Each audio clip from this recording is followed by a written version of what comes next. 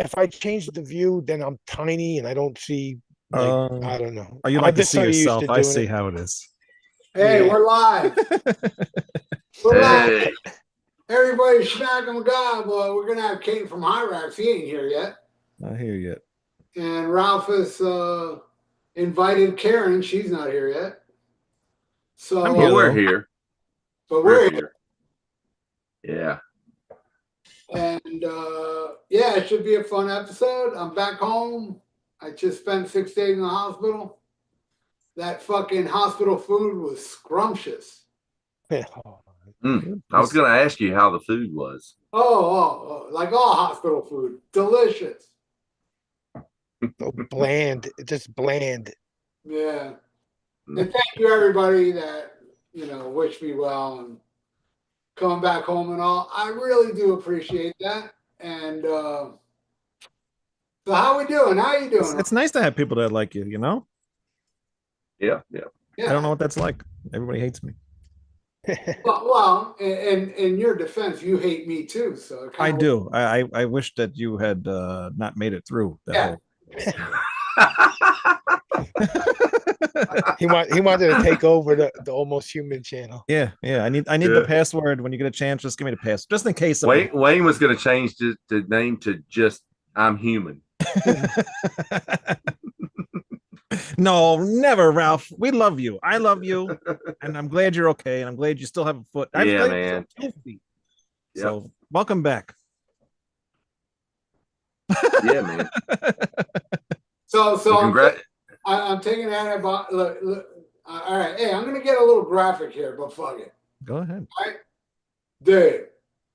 2 days before I went to the hospital. 2 days. I haven't gone to the bathroom to do a number 2. 2 days before I go to the hospital. Then I go to the hospital for 6 days. The whole time I didn't do a number 2. No. I take these antibiotics they're giving me now. Holy crap. It was a mountain in the fucking toilet. Literally, holy crap. He's actually going now. He's on the toilet right now. It's just green screen. Looks like his, yeah, exactly. I hope you took a picture of it. When you do one like that, you gotta get at least one shot. That shit looked like Close Encounters of the Third Kind, fucking, it was a fucking mountain, man. It was like, whoa, I've never experienced that in my life. It's like my stomach held this shit for over a week and it didn't bother me none. I didn't have no stomach ache. I didn't feel weird. But boy, those antibiotics said, hey, you gotta go. So tomorrow, Saturday, I'm very excited for this. Nasty Savage and Vicious Rumors. Wow. Together. Yeah. Killer. Awesome. It's a good show.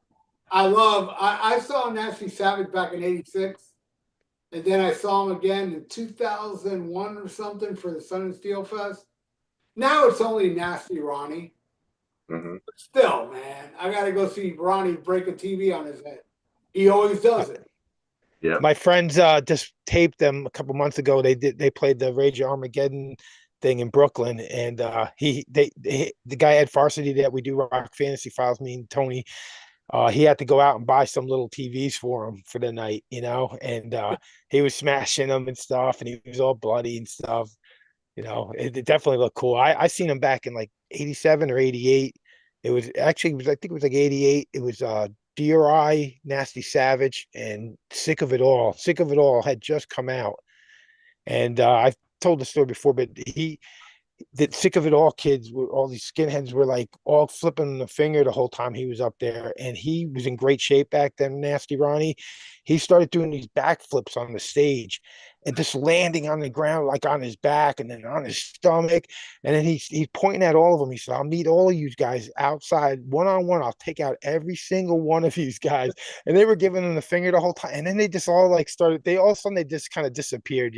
Nasty Ronnie. I became a Nasty Savage fan for life after that show. They were so fucking good. I know there's footage of him doing like these flips on stage from that night, and they blew everybody away, and they're great. Yeah, that's awesome. So yeah, I'm glad I'm going to see them. And,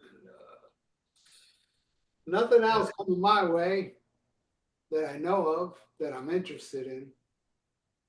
My What wife. about that Black Sabbath show that's coming? Oh yeah. Oh yeah. Don't you want to go to that? A lot of people have been asking me to talk about that, and I didn't. Who cares about Sabbath though? Sammy Hagar. Yeah. Yeah, that's right. It's all his idea. Jakey Lee and Rudy Sarzo for the first time seeing Ozzy in 30 years. You'll see what I say. Come this Sunday. Oh, sure. Man, I know Ozzy's probably going to be sitting down. It's going to suck, but man, I want to go.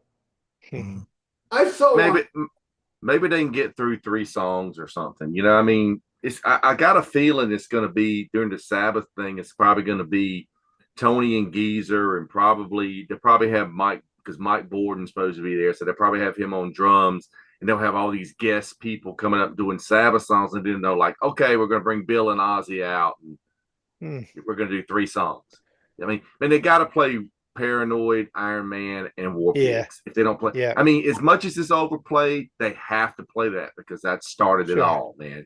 You know, and that's the way they can get a full set. If they did it like you said, that I could see them maybe getting a full set, and it'd be a celebration of Sabbath. It's not going to be, you know, the perfect Sabbath show, but it's a great way to go out and do a big celebration, and it's all for charity, which is really cool. And it would be cool when Sammy Hagar comes out. He does a song off 13. Yeah.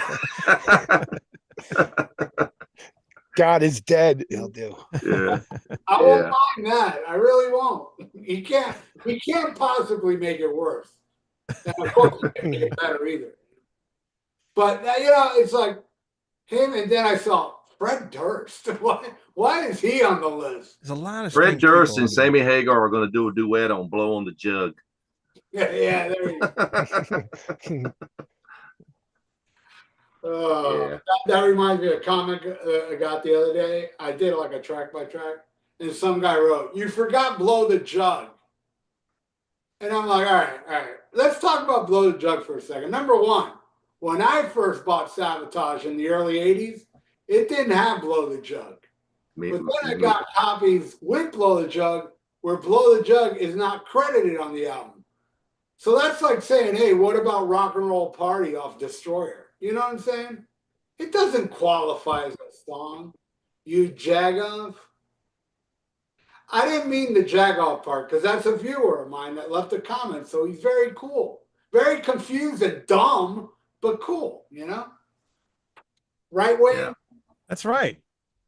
I'm trying to look for the Black Sabbath, that ad thing that they put out with all the list of the people that are going to be there. I can't find it. Crazy, Jakey Lee and Rudy Sarzo on there. Yeah, it's like I said in our little chat. It'd be surprising if she had invited Bob Daisley. That would have been amazing. I saw some guys online talking about it. They said, "Yeah, she didn't invite Bob Daisley and Lee Kersling." Somebody came on and said, "Well, it wouldn't do any good to invite Lee now." You know? Yeah, it's a little late. I get. Yeah, I don't. Brad Gillis. I didn't see Brad Gillis on the list. He could have been up there. Jonathan Davis from Korn is going to be there. Why? Sleep Token, which they're a big band right now, but it's not even like a metal band. Do you guys even know who that band is? It's kind of like a who's hot and who's popular. I mean, they really should have bands like Cathedral and Trouble and Pentagram and stuff like that. Priest, even Judas Priest should be. I mean, KK Down is going to be there. there, but Someone was saying they were surprised Megadeth wasn't invited, but Dave probably pissed Sharon off somewhere down the line. Billy Corgan's there, and I get the unveiling of the new Papa Emeritus from Ghost is supposed to be on this as well. Speaking of Billy Corgan, he's got a new podcast now, and he did an interview with Gene Simmons. I watched it last night. It was really, really cool. Interesting interview. Karen's showed up. I just resent her the meeting ID. She was having a problem getting in, and then I guess I might have sent Wayne, can you send Katon a message? Yeah. I'm gonna send him right now. Different time. He's on a different time zone. So I told him Eastern. So hey, Tony. Hey, what's up? How you doing, Karen? Not much. How you feeling, Ralph? Good, Karen. Good to see you. Oh, I think I forget there's 2 Ralphs now. I'm used to seeing her on the show. We have Ralph and Ralphus. Yeah, Ralphus. You got to say Ralphus if you're talking to me. Yeah. I have so many cousins named Ralph. It's crazy. I think I have 2. 3. And, And who's this man? no offense, Ralph, You but don't need to know who I am. Ralph is the worst. What's that? I said no offense, but Ralph is the worst name ever. No, it's really No, not. is. Howard is. Do you like when people call you Ralphie? Everybody ever call you No, Ralphie? I just Those My are my parents cousins. call me that. All my Really? cousins are Ralphie. let's say I'm at a party and at the end of the room somebody's throwing up. I think Yeah. they're calling my name. Yeah. I love it. That's the Oh. best because I was a big time puker back in the day, so I'm a Ralph for His sure. name is Ralph. And also, walking home, dogs bark. I think people are calling me. You know what else is cool though is that no girls got a name Ralph. You know how like some you could be Sam and Samantha, and there's no Ralph girl. So we got a manly name. Be proud. Ralph girl. Yeah. I work with a lot of Hasidics, and their names are really bad, like Shlomo and Menachem and Chaim. I mean, these are serious people I talk to on a daily basis. It's crazy. Shlomo's the worst. I don't know who would That do is that pretty to a bad. child. That's pretty bad. I kind of like it. I would think it was a nickname though, but Shlomo. Hey Shlomo, get over here. It's so true. It's so true. my name Count Ralphus though, it actually my friend who gave me the count, I got married in Transylvania, and then when I came home, every time he see me, he would say Count Ralphie, try to say it like Bela Lugosi, but he always called me Count Ralphie. But I wasn't when I joined Instagram, I see people use nicknames, so I said, oh, Count Ralphus, but because I like the midget from Bloodsucking Freaks, but it's just like a joke because my friend every time he see me call me Count Ralphie, but I didn't want to go as Count Ralphie. I just want to say quickly while I have the count right here and we're talking about midgets a little bit, we missed midget wrestling. I just want you to know. It was in Sullivan County. We totally snoozed on it. That's missed it. that. I did not hear He about it. says we're talking about Midget. I almost had drink coming out of my nose there when you said that. Mhm. We're still waiting on Katon, Karen. I see that. I don't know. I sent them a message, so I don't know what's going on. By the way, Karen, we're live. We're live. We've Right been now? live. Yeah, Yeah. It's like millions of people are You watching. should have waited Yeah, till she right. told something like really embarrassing and then said we're live. So. I'm talking about midgets. Are you serious? Is Little it true? people. They're little people. Yeah, that's pretty racist. Did you guys go watch Little People Wrestling? I missed it. I missed it. I saw it one time. Listen to this. I saw it in a town. I saw it in Newburgh, and it was great. And it turns out later on in their little midget wrestling tour, they got arrested for selling cocaine. Nice. Yeah. Crazy. That But right. yeah. They haven't been They back got to for a keep it while. rolling. Yeah. Yep. So anyway, let's talk about I don't know what the fuck. What else is going on? Oh, I heard Bob Daisley came out and said he didn't want to be part of that day, and I'm like, yeah, of course. Why not? Why would you? You know, you're only the guy that gave Ozzy Osbourne a career, but you know. What is like, are they going to have people helping him sing? Because I can't imagine Ozzy like doing a full set. Nah, I think he's going to do a couple songs and that's it. And he's gonna be sitting down. He can't stand for long periods of time. But they'll have him in a cool throne or something, you know. It'll be the Prince cool. of Maybe they'll bring I heard the they're throne putting them back on from Ultimate- wires. Yeah, I heard they're gonna put him on wires like the Ultimate Sin thing, but just have him like with bat wings, and he's just gonna hang around, floating around the whole time singing. You know, That's so cool. that'd be actually awesome. You know, I don't Yeah. know. I'm just like, it's going to be thousands of dollars for a ticket to that, and I don't see it being worth it. Nah, it's only a it'll be- 40,000 seat arena too, so it's not like it's Really? not like a big. Oh, Yeah, it's not like it's because it's right in Birmingham, and it's like the place that I don't know. It's not a giant field where they can have a million people. You know, They'll figure some way to televise it and make money on it or something. It'll be that would be fun. I mean, That'd it'll be probably cool. be like they'll stream it through Netflix or something. They'll work some kind of Or deal played out. in select theaters, like how didn't they do that with like the Big Four when they played? They played it in select theaters, like I one of thought- the shows. Yeah. I saw it in the theater back then. Yep. Speaking of That'd be theater, you cool. went and saw Hellraiser last night, Count? Yeah, it was fucking awesome. I mean, I've seen the movie 1,000 times, but to see it on the big screen with that sound, and it's like the 4K 35 Wow. year anniversary of it. And I mean, it was a little brighter looking and everything, but it's just one of my all-time favorite movies, and I just had to go. It's playing tonight too. I think this right now at 8 o'clock was the last showing. They only played one showing last night and one showing tonight. Theater was Where? empty. It was right at the mall there, and it was Seriously? yeah, it was empty. It was only 2 nights. I sent the message to Scow and Pardo and them guys, but none of them could make it, I guess. But yeah, something like I did the same thing half a year ago when Alien played there. They did the anniversary of Alien, and that did the same thing. It was 2 nights only, and you could see the classic Alien in the theater, Yeah. all 4K and all that. That was amazing too. So I love going to see. I love going to pay that money to go see a movie that I know I'm gonna love. Compared to sometimes you go and you're taking a chance going and paying all that money and you see a movie and it sucks. It's like just wasted all that money. I could have watched it on Netflix 3 months later or whatever. Also, to see it on a big screen, it really means a lot. It makes a huge difference. Like I And saw, you're go ahead. closed off in the theater too. Like, when you're in the theater, there's no talking. It's not like when you're watching it at home or whatever. Yeah, It's like you're just like that's it, the movie and you the whole time. right. Right on. Anybody talking in the chat there, Wayne? A lot of people talking in chat. Siegel Rock Squawk, Mike Tyson fight in Las Vegas, 80,000 people. Ozzy's going to do a show, so happy for him. It says Tootsie Schmutzy. Chris Flood, Sky Lolo. I don't know what that means. Joe Brezel says cancel Karen. I don't know what that's about. Why would he want to cancel you? Yeah, that's what I would He's do. joking around about probably about the midget. Oh, the Jewish That's name, right, I the forgot about Jewish that. names, maybe. You guys didn't tell me I was She got lost. she got the Jewish names in first. I think Shlomo. Shlomo, it's true. Shlomo. Yeah. I think you offended a midget. Name A Shlomo. Jewish midget. Shlomo. That'd have been a Yeah, Jewish Jewish midget. Yeah. Travis don't said he's know. happy to see Count Ralphus and Karen on tonight. That's good. That's nice. The Count and I went to high school together. Oh, okay. Fun fact. That's there. cool. Yeah. Hey yeah, Wayne, it's just- congratulations on the new record deal.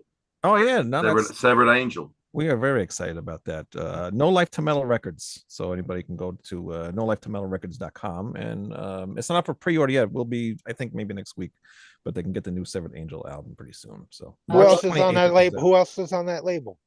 Oh, so many bands. You put me on a spot here, so now I'm gonna have to look. But there's a lot of bands on there. No Life. We should have Scott Waters join us one night. We or should. something, He's man. Yeah. I've known him for a very long time. He's a really cool guy. I enjoy watching his little where he goes through and shows all the stuff that he got. Yeah, Like that guy gets more stuff. I'm like, where do you put it all? I mean, Oh, he's like we'll get like 1 or 2 records a month, maybe tops, and he gets like 15 a month. Right. He's just going through them. It's insane. A lot of good new releases coming out. You talk about Count. You're talking about doing a show on 7 inches. We'd have to have him because, dude, he has a massive 7-inch single collection. I love just looking at all of them because it's like something that people don't collect as much, and they're just fun to look at because you don't see them that often. I know you must have a lot of really cool ones. I don't got like a million of them, but I got some really cool ones. So that would be I got a few hundred. Yeah, I got probably around 200 or so. I had a lot of punk ones. I used to collect them all from Rip-Off Records and Estrus Records. These are like garage punk labels. They're worth a lot of money. But my ex stole them. But Ralph at Vinyl Addiction in North Arlington, New Jersey, he's got a lot of metal singles that he says just sits there because metalheads aren't really into buying singles. Yeah. And they're really cool. I mean, are just there's some real good stuff. Yeah, I don't know many people that really collected them. Like I was like, for some reason they always were like one of the main collectible things to me. Like when I seen a 7-inch at a show or something, I always wanted the 7-inch. I just think it's a cool collectible that no one else is really getting on too much, but not in this crew. I know we'll have quite a few of them, but I got a lot of good punk ones too. Remember that DRI 7-inch? I have that. I have Oh, that. you I still got, have it? yeah, I got the original one. Oh, wow, that's worth a lot of money. Yeah, My brother I does. never check on it. I never try to see how much anything's worth or anything because I know the first fucking time I get a flat tire, I'll be like, oh, that fucking DRI 7-inch to pay for that. Fuck that. I just forget about it. right. I don't want to know. Let my wife cash in when I go, you know, Oh. maybe as long as she knows to price it the right way and shit. I don't know. Mm. No Life to Metal Records has some bands on there. Kill Devil Hill, a newer band called Iron Jaw, another band called Primal. That band actually has something to do with Hirax too. What's his name is in that band? Something Rogers. I can't remember his name. Glenn Rogers. Glenn Rogers. Thank you. Yeah, And Glenn Kill used to Devil be in that. Yeah, Glenn was in Vengeance Rising as well. Yes. Yep. He was in that too. and Kill Devil Hill had like Vinny Appice in it, right? Mm-hmm. Yeah. Yeah. I don't think he's with them anymore though. I think it's that was a long time ago. yeah, it was Vinny and I think maybe Johnny Kelly was in it at one point after Vinny, maybe or something. Yeah. I didn't even know they were still going. I haven't heard that name in a long time. It's cool. Yep, still around. Hey, Wayne, Katon finally wrote me back. He goes, I thought you said 8 p.m. And I said, yeah, Eastern. So Oh, since he's in California, there's a little bit of a time difference. So There's a touch. I don't know what he's doing right now. I'm He's waiting having for him- dinner probably. It's like or lunch. I don't know what time it is over there. I don't Maybe know. at work. Or could be 3 right Maybe- hours behind. He's stuck in California traffic somewhere, probably. That could be possible too. The worst. the Could be a worst. fire. Could be a fire Yeah. already. Could be fire. so Wayne, that record label you're on, Pedophile's not on that label? Pedophile is not anywhere near that label. Okay, we're not dealing with them at all. But there's a lot of really cool things. They actually are re-releasing one of the Flotsam and Jetsam albums, High, I believe. It's coming out on Record Store Day. The opening song of that album's kick ass. Whatever. It is good. Yeah. I just saw a list of Record Store Day releases today. There's a Priest coming out. It's a Judas Priest live in Atlanta, 1982, Screaming Ooh. Vengeance tour. It's one of the recordings that's in that ginormous box set that has all those live recordings. So they're putting, this is the first one they're releasing on vinyl. There's a, what else was it? There's a Sweet Desolation Boulevard, but it's going to be all live versions of the songs recorded like back in the day. So that was pretty That's interesting. cool. Yeah. And there's another, they keep getting me with this Thin Lizzy crap, but they've got the alternate Jailbreak.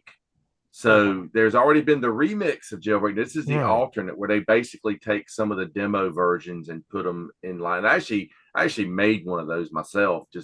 I made one put it on my flash drive. Let's do an alternate, but I'll buy it. I ended up buying it for sure. And there was one other that I saw that was kind of interesting. What was it? I had sent it to. I saw Black Sabbath, Eternal Idol. Oh, there's a Saxon Wheels of Steel 2 LP set with a bunch of live stuff. I don't know if I'll get that. I've got the CD. I don't know if you heard me. Black Sabbath, Eternal Idol. That's coming out. I didn't see that on the list. Yeah, well, somebody in some Black Sabbath group I'm in put it up like, oh, look what's coming out on Record Store Day, and it said Eternal Idol. I think it's like a blue marble vinyl or something. Okay, because it would go along with the Tony Martin stuff, because everybody was complaining that wasn't in the box set. So many people were anyway. But what people don't understand is, number one, they're little different label. They're little crybaby bitches. That's the and number two, in order to put Eternal Idol in that box set, if we're lucky, we'll get it another 10 to 15 years because of the record company, all that tape. It's like, fuck it. And the thing is that you can still buy Eternal Idol. People are bitching, go buy it then, Yeah. It's still out there and shove it in the fucking box set. Yeah. You can still find original copies of it for under $20. I mean, it's not that hard to find. Yeah, no.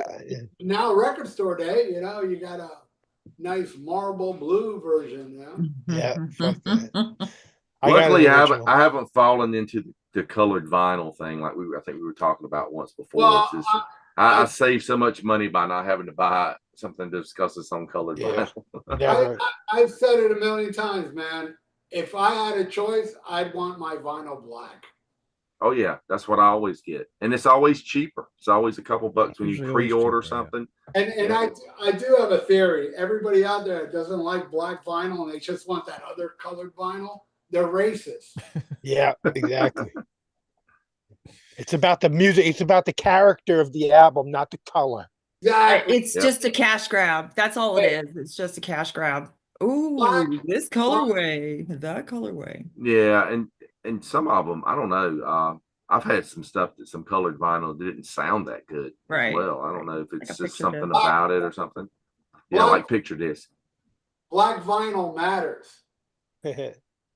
So is Black Sabbath. Yeah. But, you know, I will say I have heard colored vinyl that does sound good now, where back in the day it was impossible to find one that sounded good as a black. They do sound as good now, but at the same time, I'm not going to look at the fucking vinyl spinning around on the turntable. I'm going to look at the cover, you know? Right. Yeah. Right. So, I like it. And then they have that option. Like, oh, you want it in black, or we'll give you a colored vinyl for $2 more. It's like, fucking give me black, man. Yeah. Or do you want the version where they dance around on the album as it spins around? If you have the right flickering light and you look in the E-Trope version, yeah. That Dio one sucked. I bought it. I ended up selling it. I was like, this is ridiculous. They came out with Somewhere in Time from Iron Maiden like that as well. Yeah, I seen that one. Not that Summertime. The Power Slave, wasn't it? It's Power Slave. Yeah, you're right. Yeah. Yep. And that one's even worse because there's really nothing going on in that. But funny thing in the chat here, Patrick Milligan says Karen is the only person in the video chat with a normal living space behind her. Yes. Well, that's because my ex-husband stole every freaking record, CD, vinyl, everything. So I'm slowly building up my collections back there. It's a lot of money now, and I'm replacing a lot of stuff. So very expensive. Yeah, it is. Yeah. And you prefer records or CDs, or what do you prefer to buy? Right now, I prefer I'm choosy with the vinyl because it's expensive. Yeah. And I find myself buying a lot of CDs so I can listen to it in my car. And yeah, like vinyl, it's got to be vinyl worthy. Do you know what I'm saying? Yeah. I had a listener send me like a Motorhead box set, which was really cool and very, very sweet of them to do that. So yeah, it's really nice. And another thing, I just got out of a relationship, and all the awesome records I bought that dude. I bought him a Voivod box set. I bought him a Celtic Frost box set. I feel like just going over there and robbing his house and just taking it back. I bought him all those like War Horses, like old Doom records he was having. Man, I thought that Celtic Frost box set. I thought that was yours. I didn't know you bought that for him. Yeah, I know. What a schmuck, right? I remember when you got that. I was like, oh, that's cool. I was like, I got them all, but they had like, it was just so nice, that whole big box of that. Oh, it was beautiful. It was beautiful. It's nice. I got. Oh yeah, Tony's got it. Yeah, Linda gave it to me for Christmas. See, love is stupid. Nice. She should have kept it. She's still here. It should be on loan though. Like all that stuff should be on loan. It's like, yo, it's here you go, happy birthday. But if anything happens, remember, I got the receipt. I know. I should just go and I have the key to the place still. Patrick in the chat says we should all go rob Karen's ex's house. That's a great idea. I think we should. Her and her other ex-husband, they had a record store. Karen had a record store, for people that don't know, and they moved to California with it, and she actually lived by Katon, who's supposed to be our guest for tonight. That's how I met Katon. I don't think it's happening. I did a lot of partying with Katon. Karen, do you know anybody that can go with you now, beat up your ex-husband, and then you turn on his computer and do the show from his house? You know, I even bought him that freaking computer too. Wow, it just keeps 9 years. It just keeps getting deeper, man. I know, it's crazy. Yeah, I have plenty of people who kick his ass. He's not that big. I mean, I feel like I could do it. Or you can go just yourself and you kick his ass. I will. Yeah, she could probably take him. The cool thing, I don't know if a lot of people know Gary Schaefer. He's from the what's his thing called, Tony? The original heavy metal museum in Heaven and Hell Records. On his Facebook, if you add him, I don't know if he'll add you back because he's got so many friends on there and he can't really keep up too much. But he's selling off a lot of records, overstock records that he has, and a lot of them are $20 and under. Yeah. So he's got some great stuff. Put that in the chat, Wayne, so I can go check it out. Yeah. Yep. Yeah. Got a lot of good stuff. I've been checking it every day. Yeah, he's got it all listed on his Facebook. So he's got a lot of stuff on there. I've been having him stack a lot of stuff for me. So that's what's his name? I'm gonna put it in my phone. Gary Schaefer, SHAFER. Thank so everybody you. look him up. Yeah. He's got a lot of cool He's stuff. I think on eBay, he's the original heavy metal museum. Is the seller on eBay. Yeah, he's always got great stuff, man. Yeah, he's on There's a lot of eBay, good new stuff Facebook. coming out. He's got his website. I think the website's heavymetalmuseum.com. It's on there. So yeah, he's a very cool guy too. We should have him on one night just to show stuff that he's got in his collection. He owns the quill that Manowar signed their contract in blood. He bought from Johnny Z. I remember you talking about that guy before. He owns you remember the Crimson Idol? Crimson Glory record, the first one, and it's got the mask on the stones with the roses. He owns the stones, like the stepping stones, and he owns the mask that they used to photograph for that album cover. And he's got like the original Merciful Fate, Melissa artwork with the cover they didn't use. He's got it like it's laid out like it was going to go to the printers, and what it like a whatever they call it, like a mock-up they're going to send to the printer or whatever to make the album cover. He's got Does he got the cod piece that Blackie Lawless used on Fuck Like a Beast? That's like the only thing I want to own is that cod piece with the one that's on the album cover. It was funny that the story about that quill that he bought, the Manowar quill, he sent it to this place that does a framing shop to have it mounted and framed, and the place caught on fire and burnt down, but that survived. Oh, wow. Yeah, that's awesome. I remember that story. Here he is. Hey. He's got to get connected. He doesn't know his AMP. His Eastern and what it was over there in California. What is that? I don't know what time zone. What is that time zone? Western, yes. Yeah, Eastern, Western. Yep. Pacific. There he is. There we go. What time is it? It's 8:30 p.m. over here, Eastern. Yes. You're tardy. Somebody tell me what time it is, man. How you guys doing? What's going on? Good, man. Good. Thanks so much. Karen, What's happening? it's good to see you. Such a good friend. It's been so long. Thank you. I know it was so great to see you at Sodom. It just warmed my heart. I was just so happy to see you, and it was great to meet your wife too. Yeah, she's cool people. I got lucky. I got really lucky. But I'm glad you guys met too, and it's always good seeing you. Hopefully we'll be back out to New York again soon. I hope so. You got a lot going on. Yeah, it's it's crazy. Today alone, I'm doing like 5 interviews. So it's cool, but it's a lot more work. Like when I was going to high school, if I had known being in a band would I have to write a bunch of stuff and do it's like I feel like I'm back in school. But I didn't get into a band to be doing all that shit. I just want to play, Yeah. But it comes with the territory. I mean, the interviews are cool. Some of them are nuts. So like we got one that came in from Russia. It's 31 questions. Oh wow. Yeah, and it's all handwritten. So it's like, oh my God. I feel like I'm back in school. And then things that we don't think about, like they asked me to do this interview from Russia, and they're like, "Would you do it?" Because I guess a lot of bands are saying no.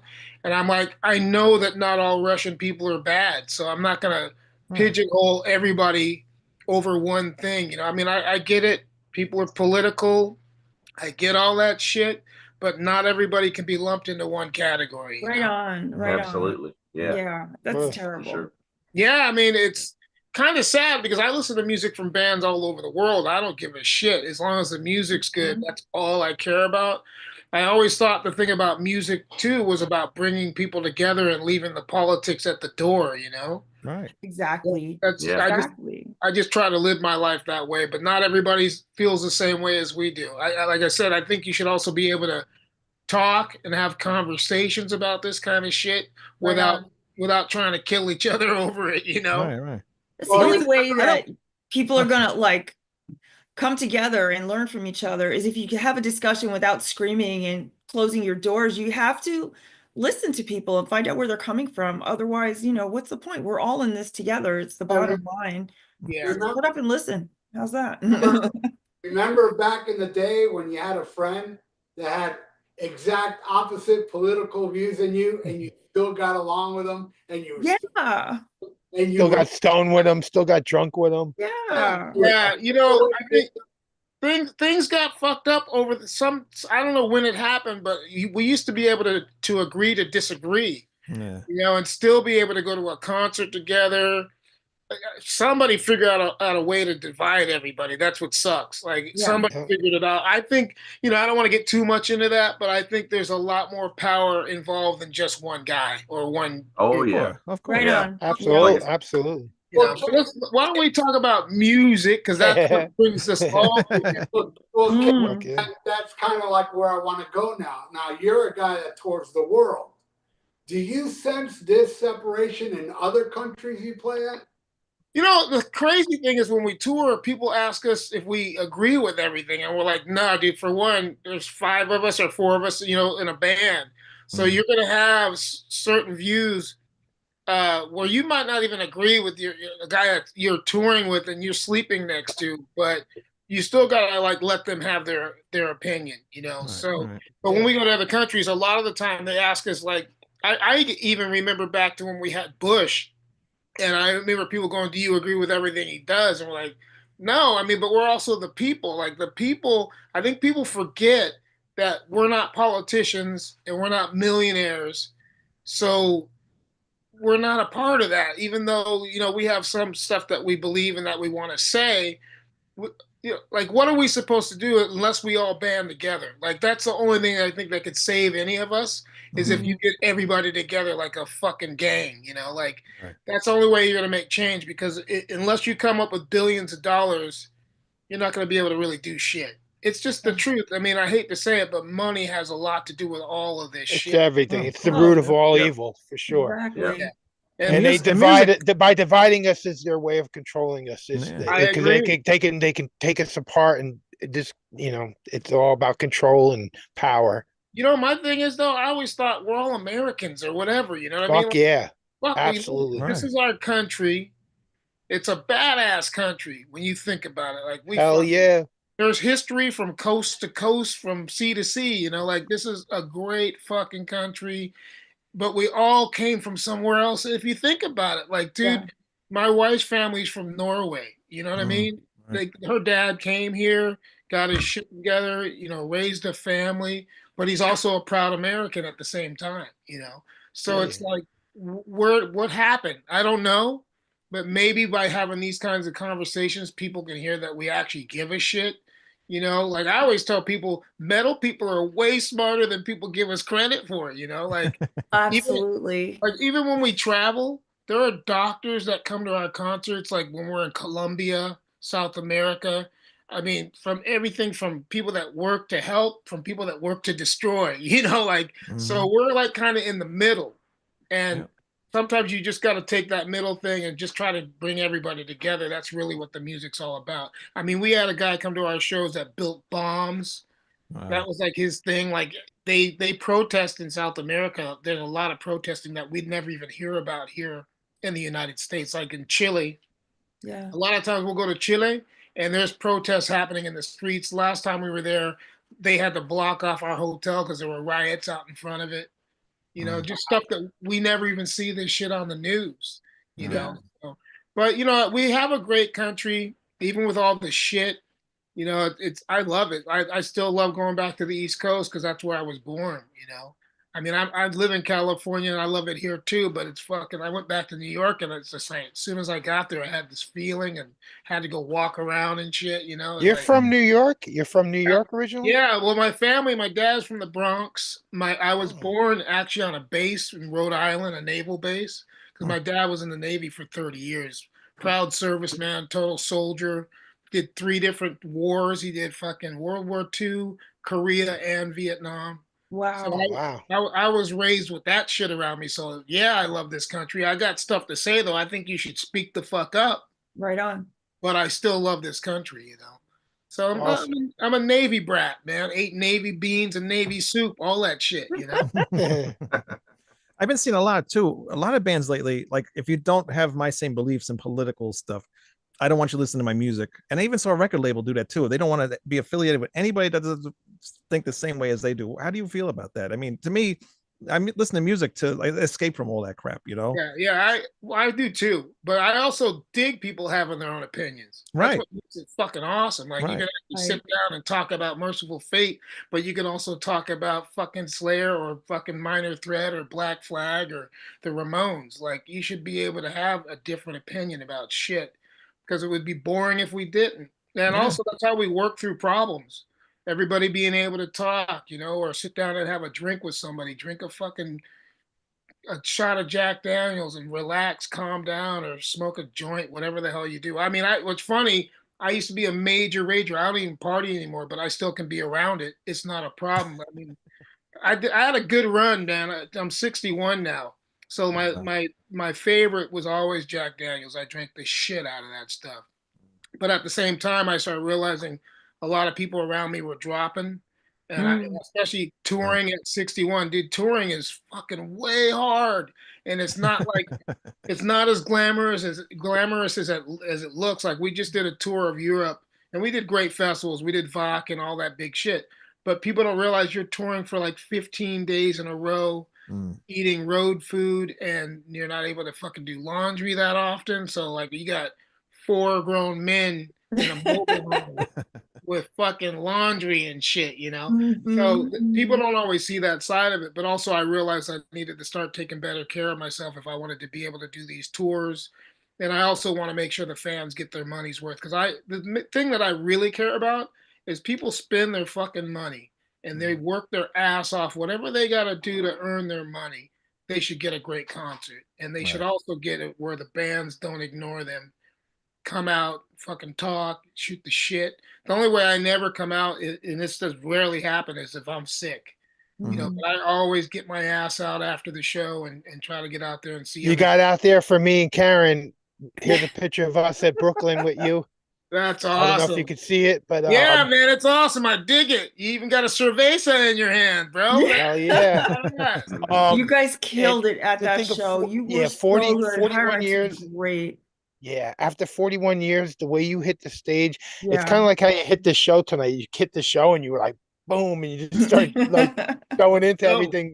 But when you hit the stage that night, the energy that you put on, that was so powerful. I was blown away by your set and with opening up for Whiplash and in Sodom that night in Brooklyn. thank What an you. amazing, amazing night You that know, was. for me, it's just I feel like, man, it's like as long as I can do this, I'm giving it all. Like my wife always tells me, she's like, dude, don't kill yourself. I'm like, fuck. If I do, at least I went out on a high note. You know, she always warns me of that. Because we played down in Central America, dude. We were down in El Salvador in the fucking jungle. And Mhm. I thought it would be a smart idea to climb up the fucking PA columns, but I didn't realize how high up they were. Oh, Okay. Once I got to the top, and dude, I'm telling you, if I was 25, it'd be a different story. Well, once I got up, I go, I fucked up, but couldn't say it, and I still had to jump down because I was like, I got to do this. But I ate shit, but it was worth it because you got to give it everything you have. I mean, I really believe that until the day I die, that's just the way it's gonna be. You know, like I'm still able to do this shit. I still love it. I still love going to the countries and the cities to see everybody. It means a lot to me. And like when I think about it, starting out as a musician, dude, we started in a garage. Yeah. if you even get outside the garage or you start flying to do concerts in other countries, you should be grateful. And the people that come to the shows, man, they're what it's all about. Like seriously, the music would not even travel if it wasn't for the people that take the music and distribute it. They go to the backyard parties. They're in garages just like I was and still am here and there, playing music, drinking in their garage, partying, having a good time. And that's really what it should all be about. It's a whole community. That's the way I look at it. Not every band continues that thing. Like they get bigger and they kind of, well, I wouldn't say kind of, a lot of them forget where they came from.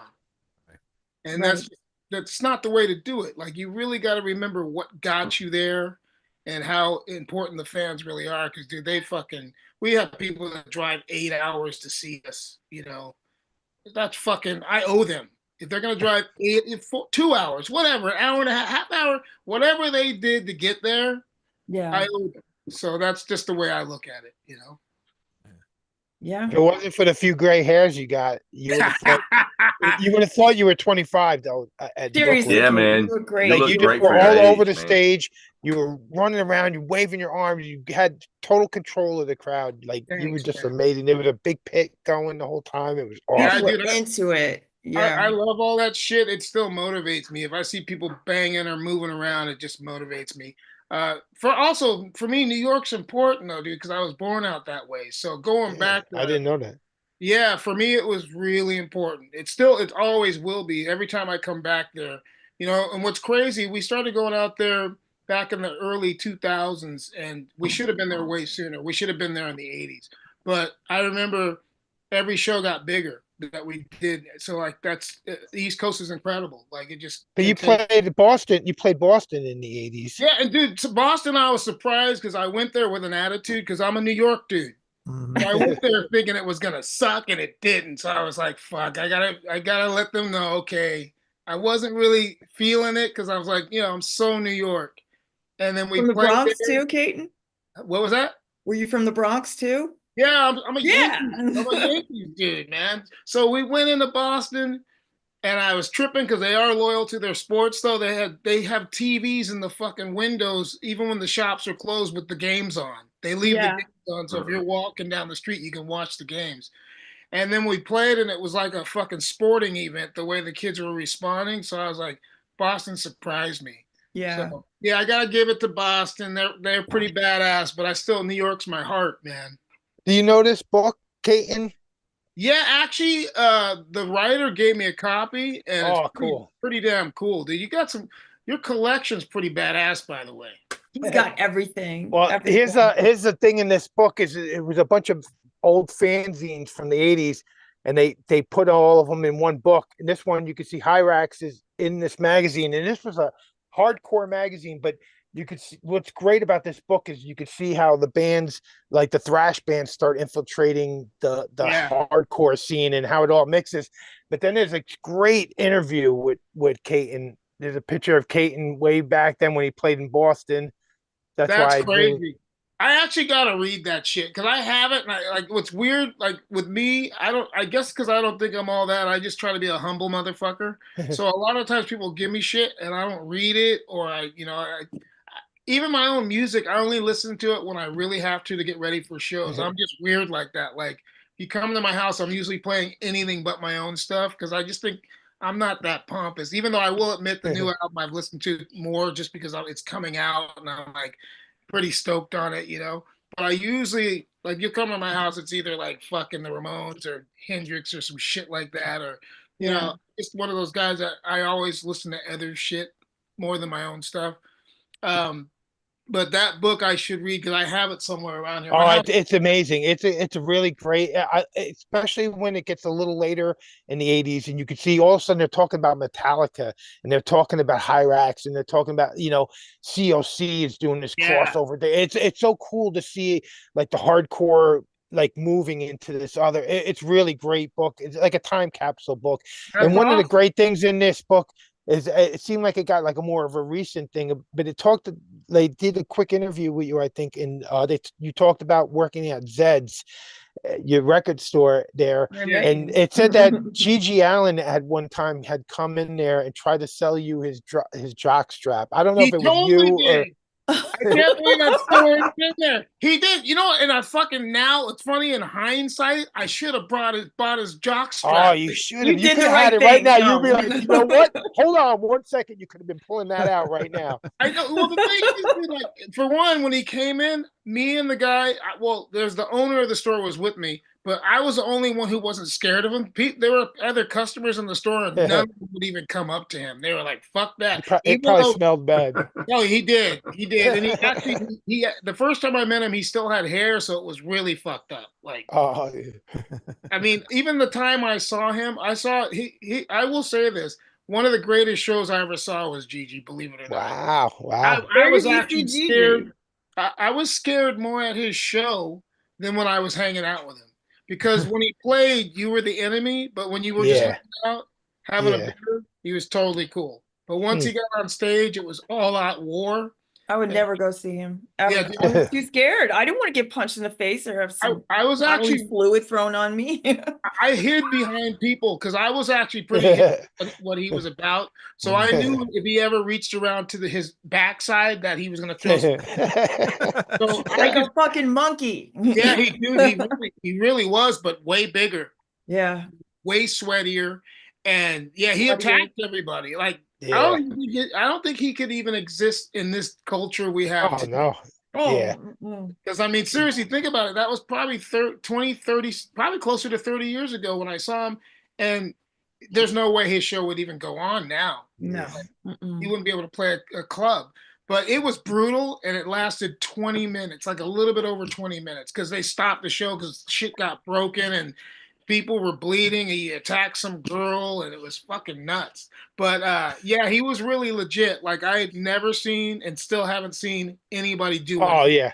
No one's topped him yet. Yeah, he's still the ultimate shock rocker. Yeah, or whatever. I mean, but what's funny, dude, the time he came in the store, nobody would approach him. But after he left, because I bought a bunch of stuff from him, the only thing I didn't buy was his jock strap. Because I always, when bands are on tour, you try to help them out by buying their merch. So I bought everything they had. And after he left, I sold pretty much everything he brought in right after he left because everybody came up and bought it. Wow. Yeah, I mean, he had literature books. He had his own like stuff. It was crazy, and every single bit of it I sold. And I how it started out, I used to write to him because I couldn't believe he was that fucking crazy. So I'm like, I like car accidents. So basically, I wrote to him, and he wrote back. And then I ordered some shit from him, and he wrote back. And this is even crazier. But the first time he sent me some merch, a friend of mine opened it up because they were really excited because the package was at my house. My friend opened it up, and when he pulled it out, the T-shirt had Gigi. He had wiped his ass with the shirt. Oh my god! That one you're gonna sell $20 more for that one. Yeah, but what's funny, I was so punk at the time. I just washed it and wore it. But yeah, awesome. he was really legitly fucking the way he was, but off stage he really was actually a nice guy. Like, but it's just when he got on stage, I think he was almost like tortured because his thing was he knew what people expected of him. So on stage, he knew that's what they expected. So that's what he did. Kind of like El Duce too. You ever have any interactions with him? Because this story was great here in Gigi. So if you got an El Duce story, I'd love to do. He was always drunk. The time I saw him play live was probably I saw him with my wife's laughing in the kitchen. But, I saw him one time where he was just so drunk he was falling over in the backstage area. It was us with the Plasmatics. Wendy O. Williams. What a great show, right? Yeah. Wow. So it was my band with Wendy O. Williams and the Mentors. And, oh my god. El Duce was so fucked up. I don't even think he knew where he was at. He was that drunk. Like he was fucking. I think they put him on they put him on the drums. He fell basically like Up in Smoke. Cheech and Chong fell through the drums. But the first time I saw him, it was at the Cafe de Grand, which is this legendary club in LA. And he tried to hang himself during his set. I'd never seen anything like it. He just threw the microphone cord. There was like a bar on the ceiling. He threw the cord over it, and just started wrapping around his neck. He didn't pull it off, but it was kind of funny. Like this dude's actually trying to hang himself on stage. So LD, I have a mentor's album from that place, live. Kathy Legrand. Yeah. I have a vinyl on that. Yeah, it's the red album. Yeah, the red with the hood. Yeah. But they were actually a pretty good band when they started out, and those first couple of Metal Blade releases that they did were really good. There's the first Metal Blade Mentors record's a classic, no matter what anybody says. Oh the first two. Yeah. But they were crazy. But both those bands today, if Gigi and the Mentors tried to tour together, they fucking be in jail. Oh yeah. It's kind of amazing that we've lived through that. If you think about it, like we're at a time now. I mean, I get being sensitive and I'm open-minded as fuck. Yeah. But even for me, because I'm also old school, some of the shit that people are complaining about, I'm like, what the fuck, dude? Like, it's like babies. If they last a minute back then. Yeah, if they would have been in our time, they would have fucking been crying every day. Oh, they would have killed themselves. Like they wouldn't have made it. Yeah, you can't say that. They would unalive themselves. Yeah, because our generation, that's what they would do. Went through some shit. And I mean, look at our comedians that we used to have. Our comedians today, they wouldn't be able to even talk the way they talk. George Carlin, who's one of my all-time favorites. Right. Yeah, it's my favorite. Yeah, and even Cheech and Chong and Richard Pryor, all those guys would be bad. Eddie Murphy, imagine Raw today, you know. Oh, yeah. The other one, Delirious. Dice would be totally, there's no way. Dice in his prime. Yeah. Dice in his prime was amazing. Oh, yeah. Yeah, it was great. We used to party to Dice records, man. Dickory dock. Yeah. Well, yeah, I mean, it's got to be a little different for us as our generation to go through this, even though, like I said, I'm open-minded and I'm willing to listen, but some of it's just too much crying. Like, yeah, for real. We really need to, like even out here, there are so many other issues that are bigger than fucking some of the shit that people are crying about. Like our homeless situation is still fucked up. And, I care about people. I'm not saying I'm a bleeding heart, but I do give a fuck. Sure. And, all this stuff that they're trying to put money into, it's like, well, why don't we try to help these people, some of them could actually be fixed, not all of them, but some of them, if you gave them a chance, some of them might pull it together, man. Like, not everybody's the same. Some people, it takes a little while. Some people wake up sooner than others, but I still think we got to try. I mean, humanity does matter. Like, I give a fuck about people. Sometimes it's even hard for me when I'm out there. Like I see people and I'm like, I wish I could do something even though I can't, Right. Where are you at, Kate? I'm in Long Beach by the water. So if you live in California by the beach areas, there's a lot more homeless people because for one, it's like fucking nice. Yeah. So if you're gonna be homeless, California is where you want to be. Amazing. At least it's warm. It's not gonna get cold, Dude, if you're from the East Coast and you came to if you got even shipped out here, say some city shipped you out here, you were like, thank you, because in the beach area, you could probably survive because you're used to way colder than what we have. I didn't want to leave. I loved it there. I loved it. I want to go. It really is nice, but I'm just saying we have a big population of that going on, and it's kind of scary and sad at the same time because like now there's more, like they kind of bunch up. They become like kind of like a wolf pack. And I get it. It's like a survival mechanism. Like you're like, hey, if we all four get together and share food and share, just knowing where to go and there's areas looking out for each other and stuff. Yeah, so there's a lot of that going on. But I just think that at a certain point, how can we turn our backs on this stuff? Like these people do need help. Some of them are starving right there on the street. The worst thing is when we're hearing all this money that's been going for these ridiculous causes all around the fucking world, and we could have easily paid for every homeless person on this fucking country to been taken care of, but we're spending it on the most ridiculous bullshit. We try not to get political on this stuff, but we totally.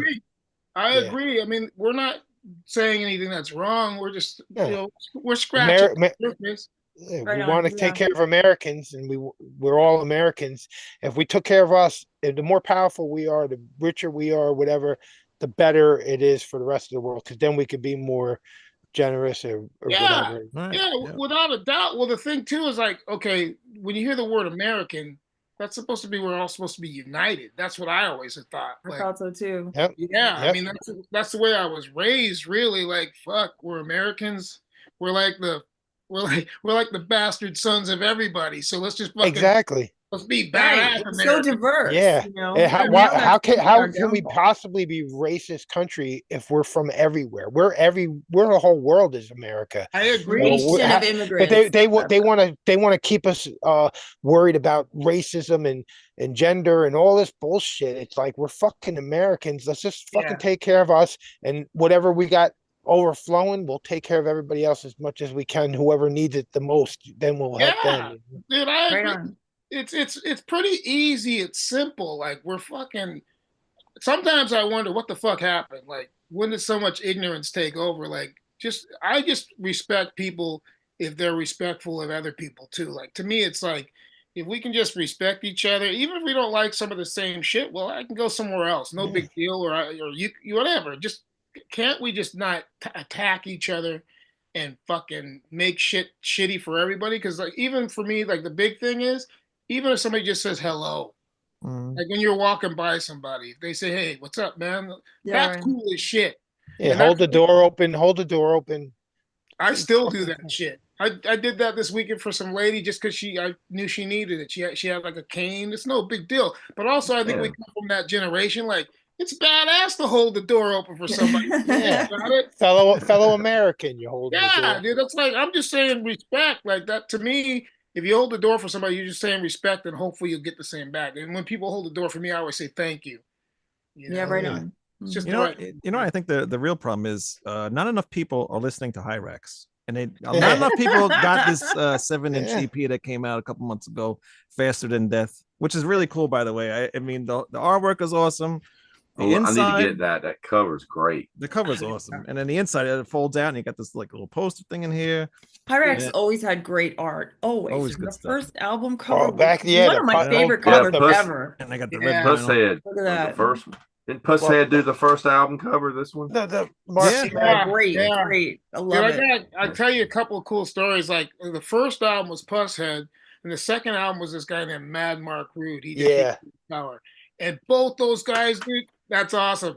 I'm scarred in a good way from working with both artists because like Pusshead, I had to go to his house in San Francisco, and he was kind of like me. He had toys and shit, and I was like, wow, this dude's awesome.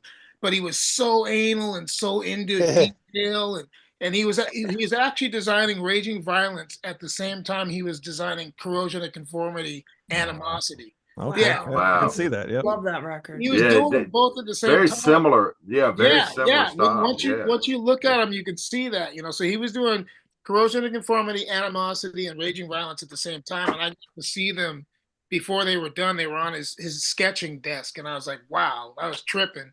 And like even with look at him. Earth AD too. He did Earth Yeah, AD. Yeah, yeah. Mad Mark Rude was crazy though. What was your experience with him? Oh Million my little God. dots, all the So little Mad Mark dots. Rude was the total opposite. He was punk as fuck. Yeah. And his house was really dark, and I had to go see him. He lived off of like by Melrose in Hollywood, and I went there. Really, I was pretty young. I was like 22 or some shit, and he was a little bit older, but he was like kind of like a scary character, man, Yeah. but really cool. But like it was my first time meeting him, so we were having a meeting talking about the record. He said he wanted to make it look like burnt flesh. Like, so if you look at Hate, Fear, and Power, the cover looks like the flesh is kind of like burned on them because it's a nuclear Holocaust like explosion going on. Yeah, right And on. we're talking, and it's just going on for like an hour. And it was cool. I was comfortable, but still tripping on him because the house was really dark the whole time I was there. Like he didn't turn on any lights. It was like just like the daylight coming in and us talking. And he was really dark too. Everything about him, like his hair was black and he had a black beard. He's totally into the whole thing. And he had a Misfits shirt on that he designed because he did Misfits as well. Right. He did Tex and the Horseheads. He did quite a few things. But the cool thing is that we were there for about an hour, and all of a sudden I guess it was his wife or girlfriend. She walked through, and she looked like vampirella. How you say it? Like a Vampirella. Vampirella or Vampira. She looked totally like that. And I'm like, she's been here this whole time. Like she just walked through. Hanging in the shadows. I just thought, like I think she was really close. She probably was listening, but I just thought it was weird the way she just walked through. I'm like, I didn't see that coming, because I was already just tripping on him being all dark guy, and then his dark lady walks by. But he was awesome to work with. He was very punk. I mean, so was Pusshead, but they were different. Like Pusshead was more, everything was clean and lit up, and Mad Mark Group was more dirty and dark, but he was detailed as hell. So much detail. Yeah. So it was great working with them, but they were totally two opposites, like not the same at all, And you worked with Repka too, one of the most famous album cover artists of all time. Like that guy's done like over 100 album covers. Well, he was such a great experience that when I worked with the next artist who I thought I was gonna love, I ended up not liking the next artist, and this is a great story. But Ripka was awesome, and what's behind the El Rostro Dental Workday cover was that I had totally become a fanboy of the movie 300. I totally love that movie. I watched 300 over and over. So there's a character in the movie when there's a big wall of bodies that the guys build this wall, and when the other like bad guy shows up, he's like a big tall Arabian looking motherfucker, this really tall character, and he's trying to tell them to stand down and that they've got to do what he's, and they're like, we're gonna fight till death. Seth or something like, is that his name? Is something like that, yeah, I forget his name, but they're telling them they're gonna fight till death, and how they're telling them is by they point to the wall, and the wall's not a wall, it's just a wall of bodies just stacked.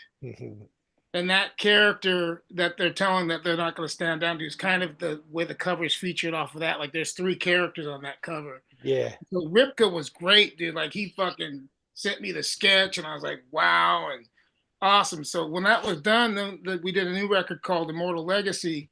And at first we got the guy that did all the Maiden stuff. What's his name? I'm trying to think. Derek Riggs. Yeah, Derek Riggs. We had him, and he sent us some sketches, and I was like, these suck. Ripka was so on it, but what had happened is that Derek Riggs got more into digital, and I don't like digital. I still believe in hand drawn because I grew up on fucking Frank Frazetta and Molly Hatchet album cover. Yeah. So I've always loved that kind of shit. Like even if you look at the first Meatloaf record cover.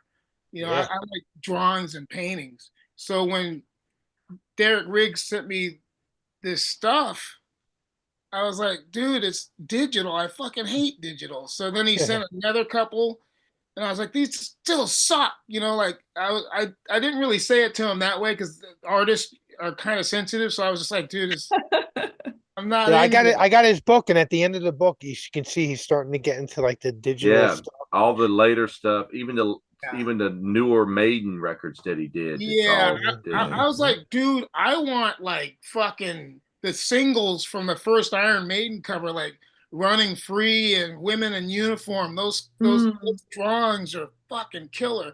Yeah. And shit you look at for an hour, something you look at for an hour. Yeah, exactly. So then what I did is I'm like, dude, I want to switch artists. And he goes, okay, I'll tell you what, I'll recoup all the money as long as you never show the drawings that I sent you. And I go, fine. So I've never shown them. But until now, here they are. Here we go. But they were that bad. Like he sent me like country and western drawings, and I was they were digital, and I'm like, that's not going to work with what we do. He just did a tour, and he came through all the breweries near us, and I just met him like the same month I met you in October. He came, and I got my book signed and got pictures with him and stuff. But he came through here. Most of his stuff's awesome. Like if you go, especially the first 3 album covers. Yeah. Because Maiden, he made the mascot a thing, and how many thousands of billions of shirts have sold just because of that. I was drawn to it just from that artwork. I thought it said Iron Mexican because I thought the A was an X, and I wanted to see what this Monster album was about, and that's what got me into him. Yeah, that was pretty much the same thing for me. I was in a Tower Records, which those used to be our store, and I saw it in the import section. We had this section called Gem Records, JEM, record imports. And Yeah. I got stickers on my albums still with yeah, it. that means you got some badass shit. And Yeah. so what I did with the first Maiden cover, though, I saw the cover and I go, that's bitching, because I like horror movies too. Well, you know what's funny? Everybody says horror movies now, but we called them slasher movies back in the day. Yeah. So I flipped over the cover and I noticed that they look similar to Priest, and I was like, well, that's good, because I love, Stained Class is probably one of my all-time favorite records, So I bought it just on the look of the cover and the way they were dressed, and it didn't disappoint. I also had heard Women in Uniform already, and to me, I liked the combination that they had a punk sound too. It wasn't just metal. Like if you listen to those, even that first record, Running Free, those are kind of punk. I mean, to me, I don't know how everybody else hears No, it. totally. But the Attitude had a punk side to it, and it just, by the time Killers came out, I was fucking so hooked. I was like, Killers took me over the top. Don't get me wrong. Number of the Beast is brilliant. That's like, to me, they're Back in Black. It took them to the next level. Yeah. But Killers is, I don't know, man. There's something kind of dark behind that record. It's a little on the darker side. Oh yeah. But just from the opening of Ides of March, I was just like, this is brilliant, So Paul Di'Anno, rest that guy's soul, man. Right on. Yeah. We did a whole tribute on this channel for Paul Di'Anno. Yeah, game changer, dude. I got to drink with him, and I fucking regretted it because he buried me. Yeah, he had only been out Maiden probably a few years, and he did a solos thing, and he came through, and I was working at a record label, and he said, hey, later on, because I had him sign, I had a Women in Uniform CD that was rare. It came out of a box set, and I had him sign. He goes, you know what's up? He goes, if you want, later on, we're going over to the Cat and the Fiddle on the Sunset Strip, and if you want to meet us there for drinks, I'm like, fuck yeah, dude. Oh, yeah. So I get there, and there was so much drinking. I was like, I had to tap out, and I rarely ever have done that in my life. But I was like, dude, I gotta go. You're fucking way too much for me. Professional. He could really drink, dude. I'd never seen anything like it. The only thing I've seen close more would be Lemmy. Lemmy was pretty brutal himself too. But Paul Di'Anno could get down. He could throw down the beers, pints of beer, no problem. Let's talk about that Lemmy statue and your hand in putting that up there. That was great. I was watching that on Facebook, watching you really pull that together, and I see so many people taking pictures with it. Yeah, blows me away. How did that, tell us that story, how it came about? Well, like you guys, I fucking love Motorhead. There's only like this many bands, Ramones, Sabbath, Motorhead. I'll throw in, Thin Lizzy, I'll throw in there. There's a few bands that I'll do that with. Priest, especially in their prime, I don't give a shit what anybody says, but you go back to Stained Class, Sad Wings of Destiny, fucking Sin After Sin. Sin After Sin. There's some the Starbreaker on that record is fantastic. Dissident Aggressor, one of my favorite songs ever. Oh, Better by You, Better Than Me, all that shit, even though that's a cover. But the thing is Lemmy, I felt like I owed him money. I really did, because, how many good times that guy supplied me with. Similar to the Ramones, because, for me, growing up in the 70s, the Ramones, that was one of those bands that just made me lose my mind. Yeah, right on. So with Motorhead, I just also love him. Like, he'd be the best uncle. I always thought of Lemmy, like, if you had an uncle that picked you up at high school, you'd be the fucking coolest kid ever, Mm-hmm. So he died, and I was working at the Rainbow, and fortunately I was there for a few things that were amazing that happened. When I was there for 5 years, right before the pandemic hit, and it talked about a life lesson. That bar, fuck, if the walls could talk. Mm-hmm. I'm so grateful that I had the opportunity to work there, because I saw shit in the time I can't imagine. There was a guy that came in one night who worked there cleaning up, and I go, how long have you been? He goes, like 40 years. And I go, are you kidding? He goes, I was here when Zeppelin partied here. Wow. And I'm like, are you fucking kidding me? He goes, yeah. He goes, Zeppelin parties were so epic that at the end of the night, when they'd be sweeping the floors, they were sweeping up piles of cocaine. So yeah, the Rainbow's the real deal. Like, I'm not kidding. The 70s, right? Yeah. But so when he died, The only other thing that kind of got this response at the Rainbow, and it's like a president dying, was Lemmy. And when David Bowie died, that place like got quiet. And the same with Lemmy. Like, it's amazing for a bar like that to get quiet. And Lemmy also had more stake there because he hung out there, and no rock star could pull off what Lemmy did. He could hang out, and people didn't bother him too much. I mean, yeah, they go up and get a photo, but they knew to get the fuck, let him back to his game because he loved his game. But no, I don't think any musician could do what he did. Like, he could actually hang out amongst people, and everybody knew he was there, but they knew to also give him some space. But when he died, it was so sad that the bar got really quiet. Like, everybody was scrambling. Like, the word was passing through the bar that he died. And then I got more on it because I know the owners from working there so well. But like, he played the video game that they had at the club. They took it to his house when they knew he probably wasn't going to make it, and he played that game until he died. Oh wow! Yeah, when they found him, he was still playing the game, but he was beside it. What was the game? It's like this fucking like one of those like games where you have the cards on it, but it's a video poker, wasn't it? Something like that. I think it was video poker, something like that. But yeah, with something like that. But he played it till he died because they took the machine to his house because they loved him. Right. Like, the owner that passed not too long ago, him and Lemmy like best friends, and then the only other guy that was as close to him is the manager from Motorhead. He hung out there quite a bit too. So the Rainbow is like their prodigal son is Lemmy.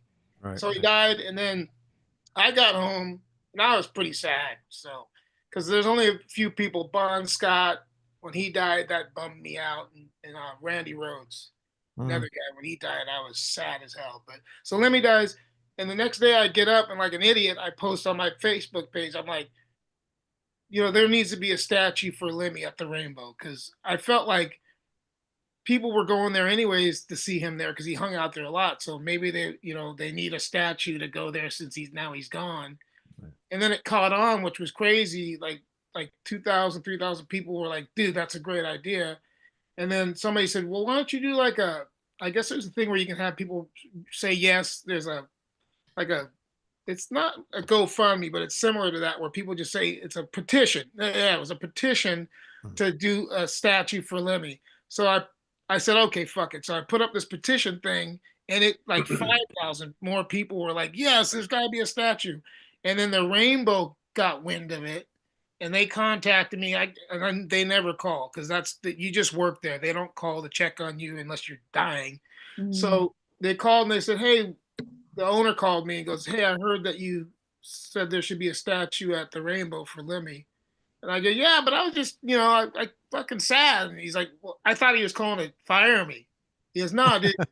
He goes, I want you to run with it. He goes, we can't do it because, he goes, people will think we're doing it to capitalize. But he goes, a fan can do it.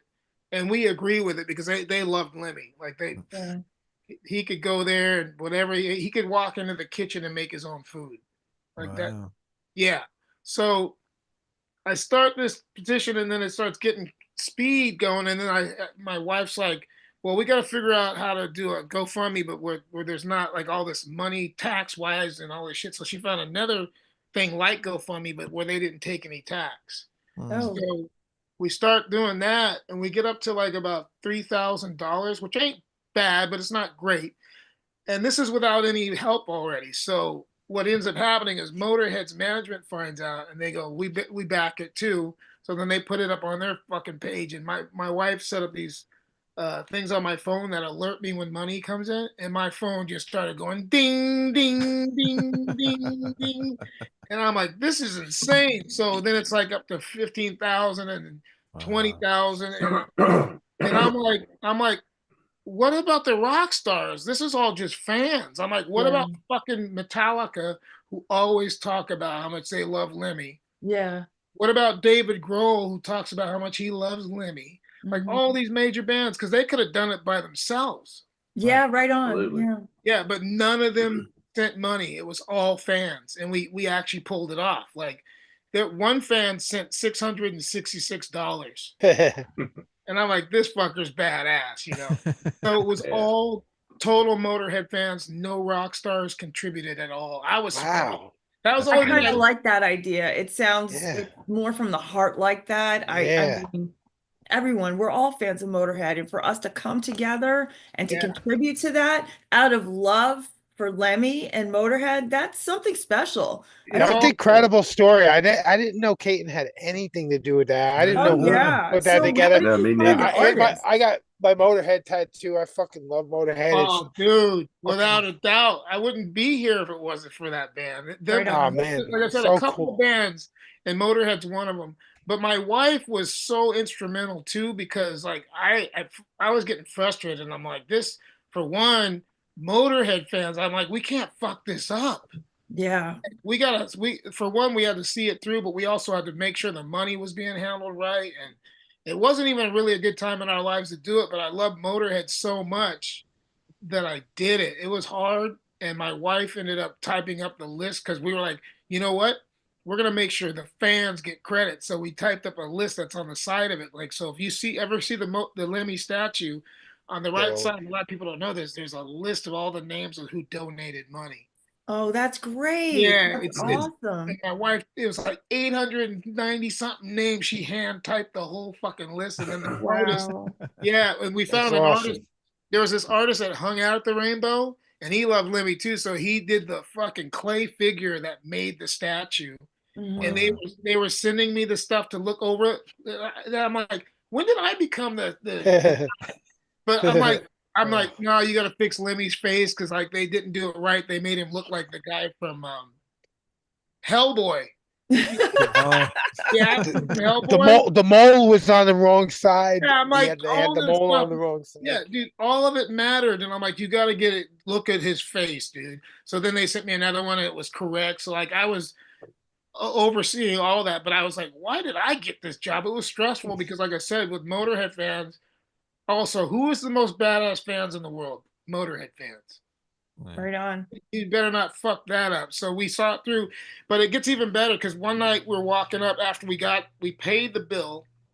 And what's funny is the statue was made in Utah, of all places, Uh-huh. which is kind of ironic when you think of Lemmy in Utah, because that's not really Lemmy territory. But so, and the statue maker drove it out from Utah and he rode with it. The guy that owned the company, he wanted to hand deliver the statue. It was crazy. It came in a big wooden crate. And I remember when it got there, I put my hand on the crate because we couldn't unveil it yet. Like it was really secretive. And but my wife was, you can't give up on this thing. You got to see it through. And so we're walking up to the Rainbow because I was still DJing there, and we see Ronnie James Dio's wife's on the patio having dinner. And my wife goes, there's money left over from the statue. We should give it to her for cancer research. Wow. And I'm like, my wife's a badass. So that's exactly what we did. And there was like Nice. there was like $3,000 left over from the statue. Awesome. So all the excess money we gave to Wendy Dio for Nice. for Ronnie James Dio's Nice. Stand Up and Cancer Fund. So Wow, what a great story. What a great Yeah, I story. didn't know This that is all part. like led into this big, awesome story. This is great. Yeah, it's crazy. Yeah. Not everybody knows that because it's what I learned from the statue. Even though I almost feel like it's mine, because there was so much work that we put into it. But you can't just go up to everybody because I see what you're saying, Karen. Like, see how many people take pictures in front of that fucking statue. Oh, Yeah, I've seen I see it all thousands, the Yeah. thousands. time. Everybody who goes there, they get that Wedding picture. proposals and shit. People have, got like down on one knee in front of the statue and asked their chicks to get married and shit. And so I've gotten what I got from doing it. The Rainbow gave me like 3 shirts, like like Motorhead Lemmy shirts. And my wife's like, did you know this was going to happen? Because there's a whole merchandise line. There's all this, like they renamed the outside patio the Lemmy Lounge. I didn't know it was going to go that crazy. I just thought, let's get him a statue. But at the same time, I love Lemmy, and it's a nice tribute to him. And I remember the unveiling was insane. Thousands of fucking Motorhead fans showed up, and that was nuts. Like to see the different cultures and people like punks with mohawks and Motorhead old school guys with Motorhead jackets, leather jackets with the Motorhead back patch. And so it was an honor to do it, but it was also scary because I was like, we cannot fuck this up. Yeah, it was a total Pressure. There was a lot of pressure. And what was cool, even after the thing with Ronnie James Dio's wife, she came and personally thanked me. Nice. That like almost made me start crying and shit. Aw. I'm a huge Dio guy too, so I'm like, Ronnie's wife fucking went out of her way, and Lemmy's girlfriend, who I didn't know was black, I had no idea. Mhm. She showed up, and I guess they were together for like 20 fucking years. Wow. So she showed her and Ronnie James Dio's wife show up and both thanked me, and Lemmy's girlfriend said he would be so beside himself. So thank you for doing that. And I almost started crying. I had to like fucking kind of turn away from him because I'm like, you guys are, this is overwhelming. But so yeah, it was just hearing from them too was good enough. For, Right on, right on. Killer. This little statue thing that I bought, I remember it came out around the same time as the Lemmy statue that came out, and this is like hanging. It was like It's they cut off totally, the bottom part, and this part was like hanging above the statue. dude, you're kind of freaking me out. You're a badass. What the fuck? Dude, that exact thing is hanging up above the he's like in-housed, the Lemmy statue's in-housed, and that's on the top. Yeah. Yeah, Wow. I remember I've had it, and then I go, oh, I seen so many pictures of it, and I go, oh shit, there's the little thing I got, and it's right above his head there, you know. I'm actually scared to see the rest of your collection. It looks like mine.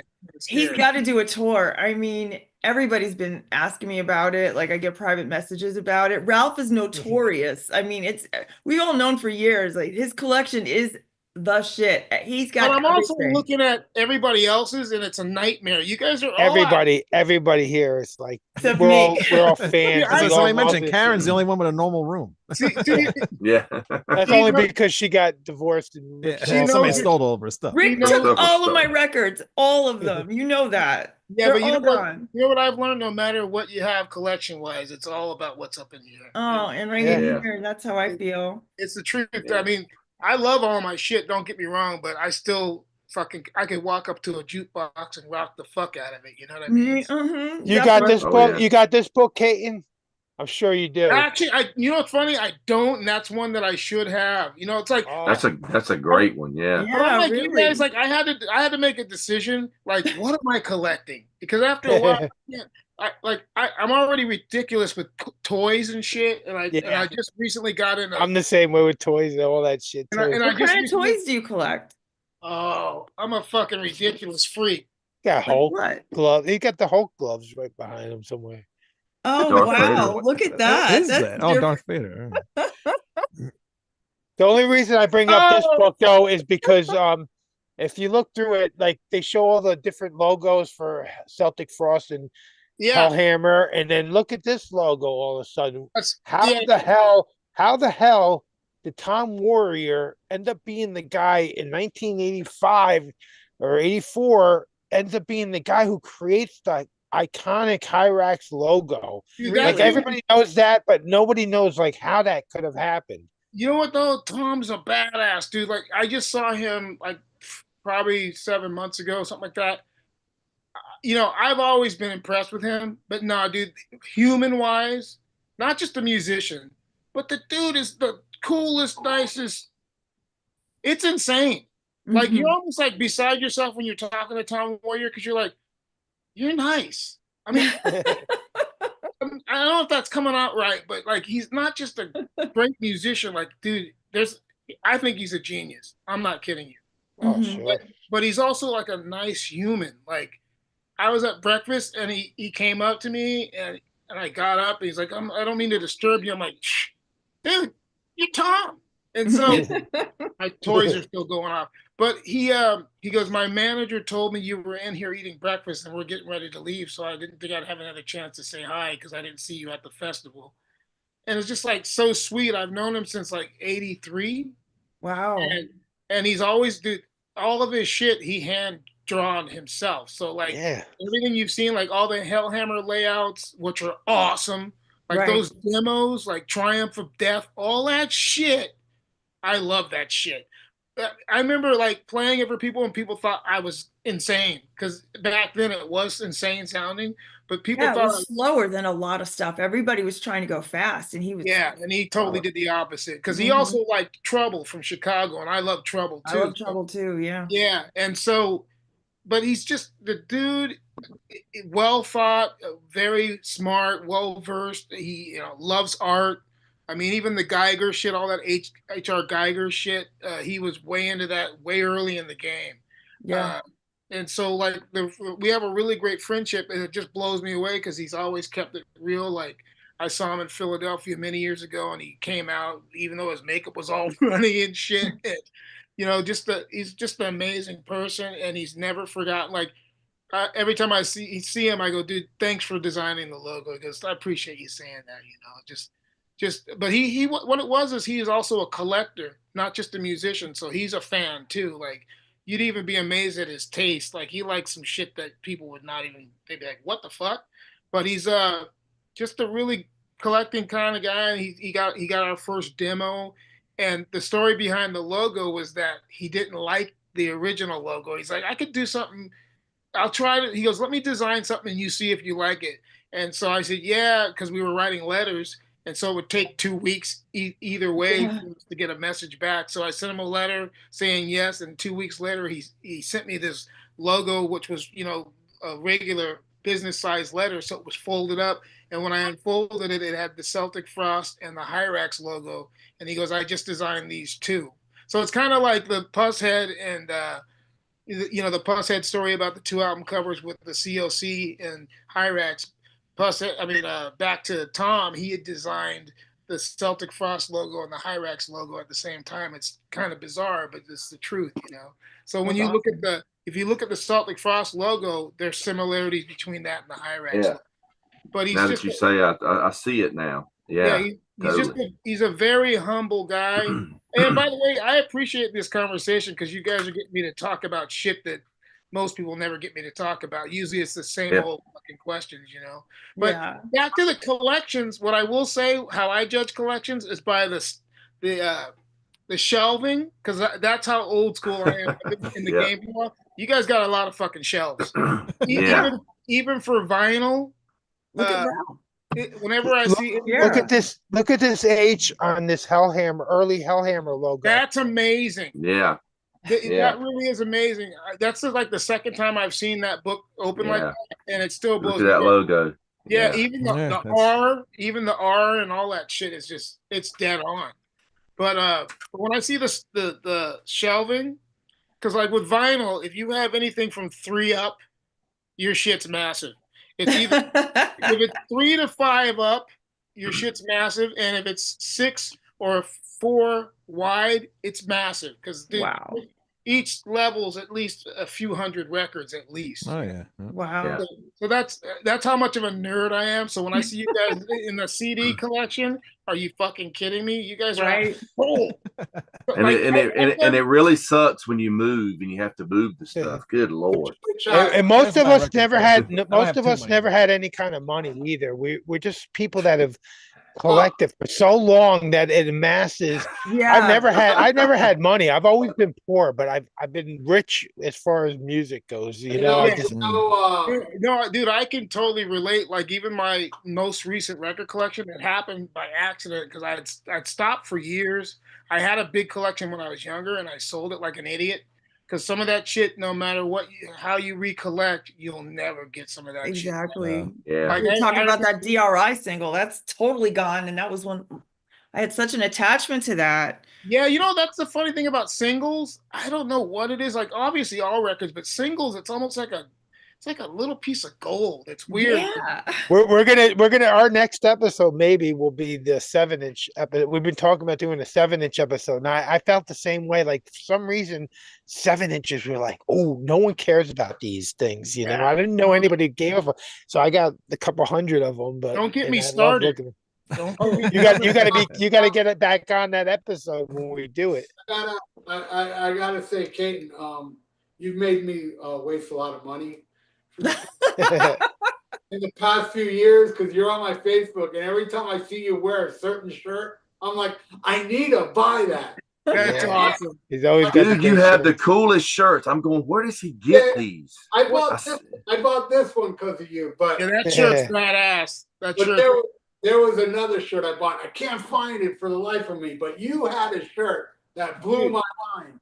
The Danny Joe Brown Band. I love that. I saw that. I saw that. And I Yeah. thought I saw that and I went and I found it on eBay. I was like, I love that. I love that record, by the way. that's I so seen a recent picture where he was wearing an elf shirt. I'm like, where the fuck you get an elf shirt? Yeah, really? Where do you get an elf shirt? Well, King Valley, maybe? you know what I learned? Russian bootlegs. You know what I've learned over the years? So for anything you're collecting, if you put the time in, because like even when I go to a record store, sometimes I do it quickly, but I usually like to have an hour or two. Oh yeah. Like sometimes I don't want to bore the shit out of my wife, so I'll do like a speed where I'm in there. Like I'll go for like an hour. Oh, I've done that. Like a Yeah. half hour where you just fucking. But one time with the elf shirt, what happened is we went into a thrift. It was actually a swap meet, and this guy had all these shirts, and I'm like, I got to do some digging. So I'm like, I'm gonna go down to the bottom of this one stack, and when I went down to the bottom, that's where the elf shirt was at. And I'm like, what the fuck is this doing here? Because I'd never, and it was a real shirt, like it had come from I think the UK. But this dude he had it at the bottom of the stack, and he didn't even really care about it. I'm like, I don't know if you realize that you don't see elf shirts ever, especially of the first album cover. Yeah. 'Cause I'm that much of a nerd. Like I really do pay attention to the albums, like the order that they came out. So elf was pretty important. But a lot of it too was like during the pandemic, I started doing live streams, and it became like this really cool thing where people that were like you guys were talking to me, and I made a bunch of good friends, and we're still friends. I mean, if anything good came out of the pandemic, it was actually I did these live streams and started talking to other dudes that were insanely awesome. Right. Like this one dude, I love old Kiss. So this dude's like 73 to 78. I'm like, bring it on. So he would be sending me like live at the Cobalt Hall recordings of Kiss, and I'm like, where the hell is? Because everybody's like their own badass, and they're certain. So there's this one dude who's like a CD guy, and the shit he sends me like Ted Nugent from like 1974, and because I don't I don't get into the politics thing, but dude, early Nugent I love. Oh right? yeah. Right on. Totally. I'm like, dude, anything from like Cat Scratch Fever down, bring it on. Especially the first Nugent album. That record to me is like a piece of gold. That's a masterpiece. That first Nugent album. But so and then this other guy hit me up and he's like, "You're into t-shirts," so he just fucking sends me shirts, and it's almost like he's like a brother, even though I've never met him. Yeah. So like he's sending me the Gods. Like the Gods were a band that I loved. They were on the same label as Kiss. So a lot of people don't realize a lot of these bands were on the label with Kiss. Like there's a band called the Stars. They were on the same label with Kiss. I have all that, Katon. I love Stars and Angel. So do I, dude. But the thing was, Kiss was so big, they just kind of crushed everybody that was on the label. Because once they got the Kiss Alive 2, it was over. Yeah. Like, I love all those bands. Stars are fucking so underrated. I saw Angel and Stars on the same bill. 2019, Angel and Stars played it on the same bill together, and it was amazing. That's crazy.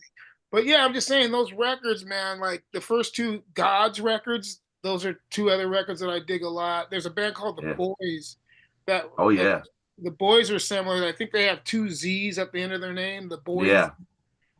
So, Too Wild to Tame. Yeah. Yeah. You know your shit, dude. Look at you. And then they became the Bees. Yeah, And what's his name? Stephen Riley was the drummer in that band from I Wasp. didn't know that. Yeah. See, so that's what I'm saying. Like with the pandemic, I started talking to people like you guys, and now I'm going to be talking to you guys as well. But you start making these alliances because there's some kind of I guess it's like when you see somebody wearing the same shirt or a band that you love and you see them wearing that shirt, whether it's in the grocery store or at a concert, you're like, what's up? Yeah.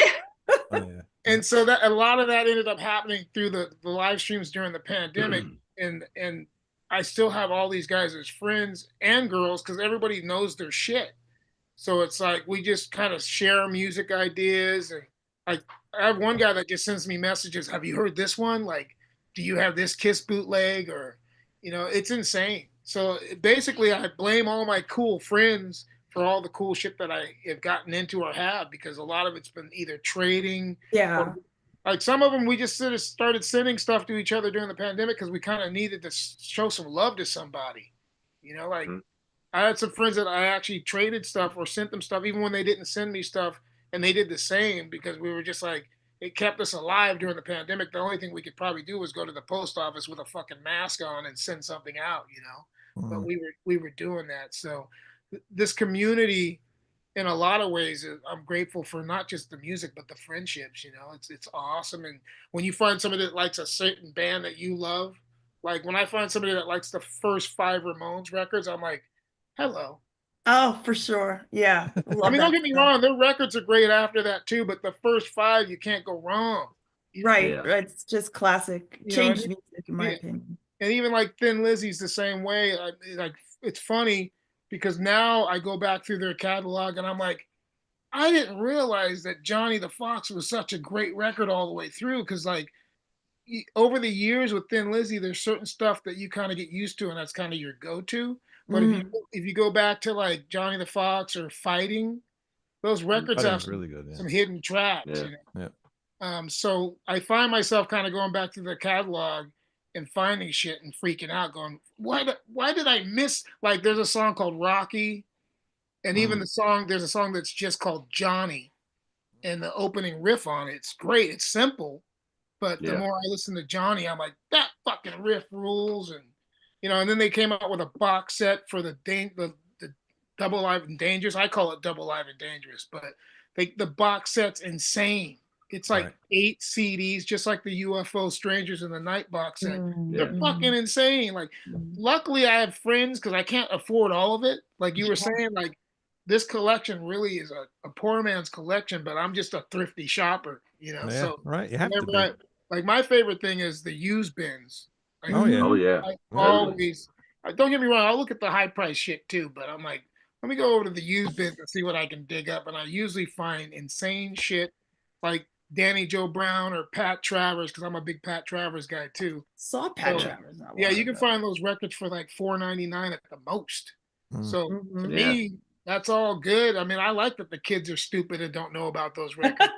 In the 90s, you could find all these albums for like $1 a piece. Yeah, I found remember ones for 50 cents a piece. If I grabbed enough of them, they give them to me for 50 cents. Some of the stuff that some of my favorite records I found in the cutout bin for $1, on cassette. Back in the 80s. I love that shit. I still love that shit. Cutout records are awesome. Whether they got the corner cut off or that little split down the side. Who gives a fuck? As long as the record's okay, that's all I give a shit. Yeah, it used to suck when they would drill into the cassette though, and they would cut into the cassette. You're like, I only paid $1 for it. So, and you're making me spend money too, because when you were on my show, you showed me you bought these. You got that? Yeah, dude, I got all 4 of them. They were $5 on this website. Dude, you're a badass because this is what's funny. I got the AC/DC because I love. Don't get me wrong, Brian's cool. All right, but if they were to have a Bon Scott in that character, I would have been all over it. Oh, but Bon is so much better. Yeah. Oh God, he's amazing. Lyrics. He's just more fun. Yeah, and he's also like another guy that you wish was your uncle. Like, they got the cool uncle factor. I'm all into it. Like that guy picking you up from school.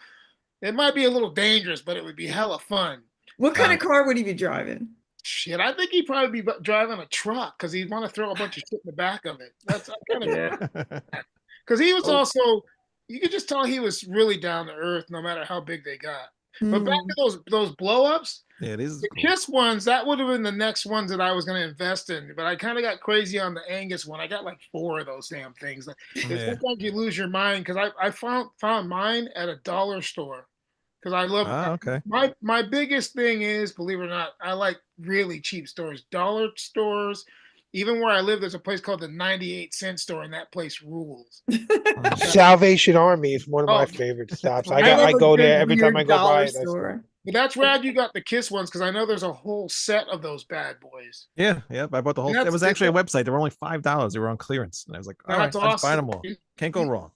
You nailed it. Yeah, I did. And then here we also got a You store killed it. called And I think Five that's the Below, dress- and they got a lot of cool stuff. Five Below. I love Five Yeah. Below. And that's like my new favorite place. Yeah.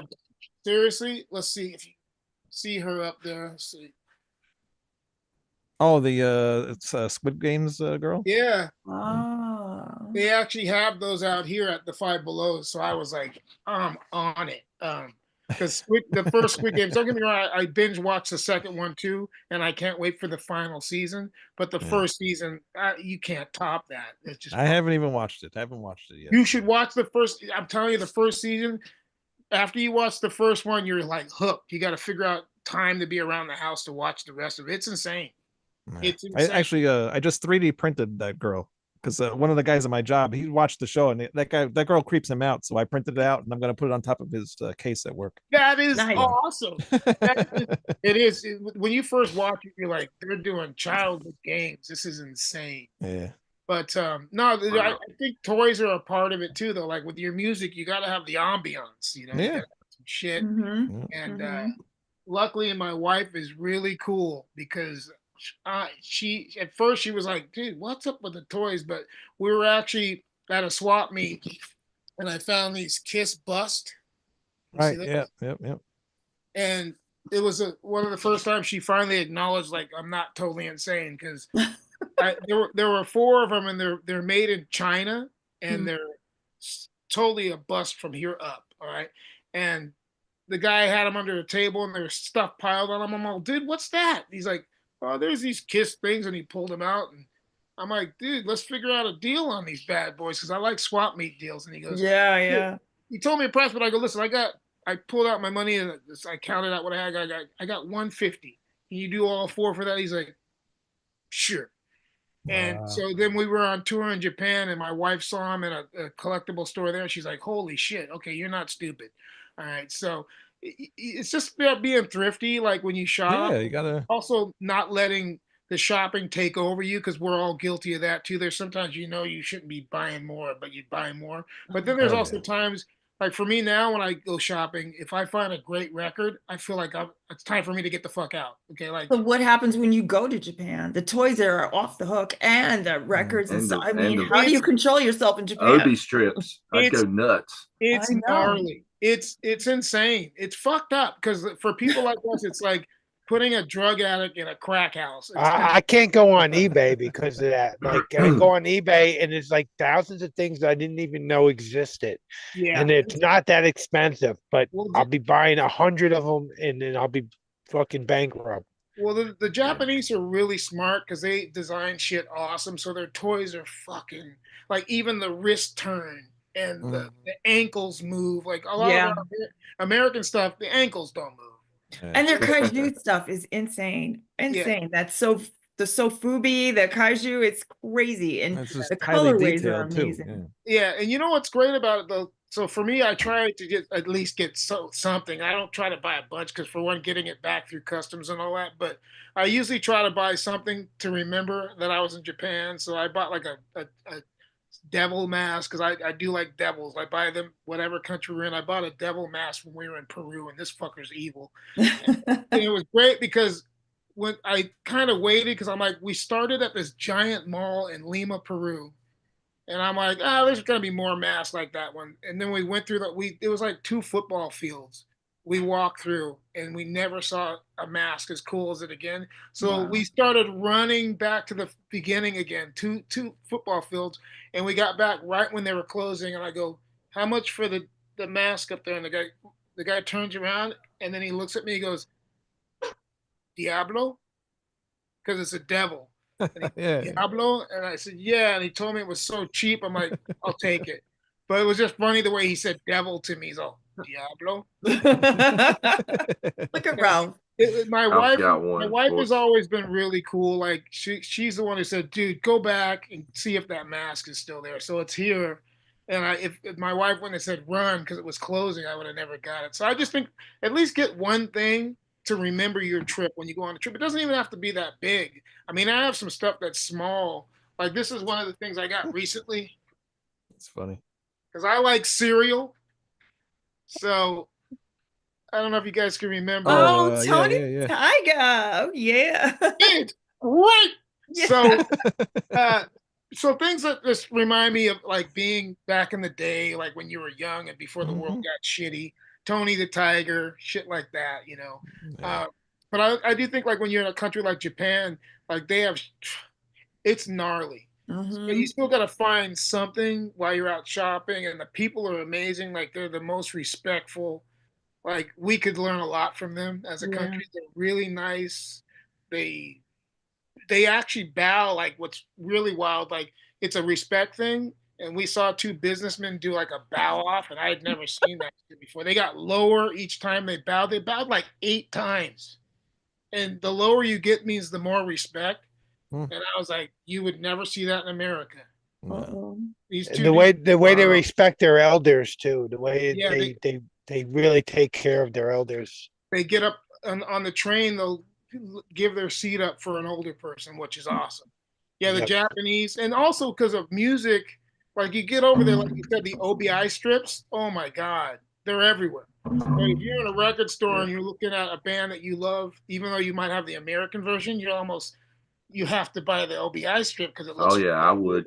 Yeah. How much great music is coming out of Japan? It's just insane. All kinds of genres. It's just amazing. You know what it is? They put time in their craft, though. Whatever it is, like, whether it's their art or the look of things, like they really put fucking time in, like the detail. Yeah, Their stores are by like country. So like there's like a Texas section, there's like a New York section, there's like a LA section. It's insane. We went to one store that was 3 levels. One was a death metal level, the other one was like a hard rock level, and then there was like a punk level, and they were huge, and there was so much stuff. Like, yeah, you really got to start looking at your wallet because you can't buy everything. I mean, the Japanese, and like I said, they're just really good people. And then there's a lot of great bands there because we when we were there, we did some shows with this band called Sabbath.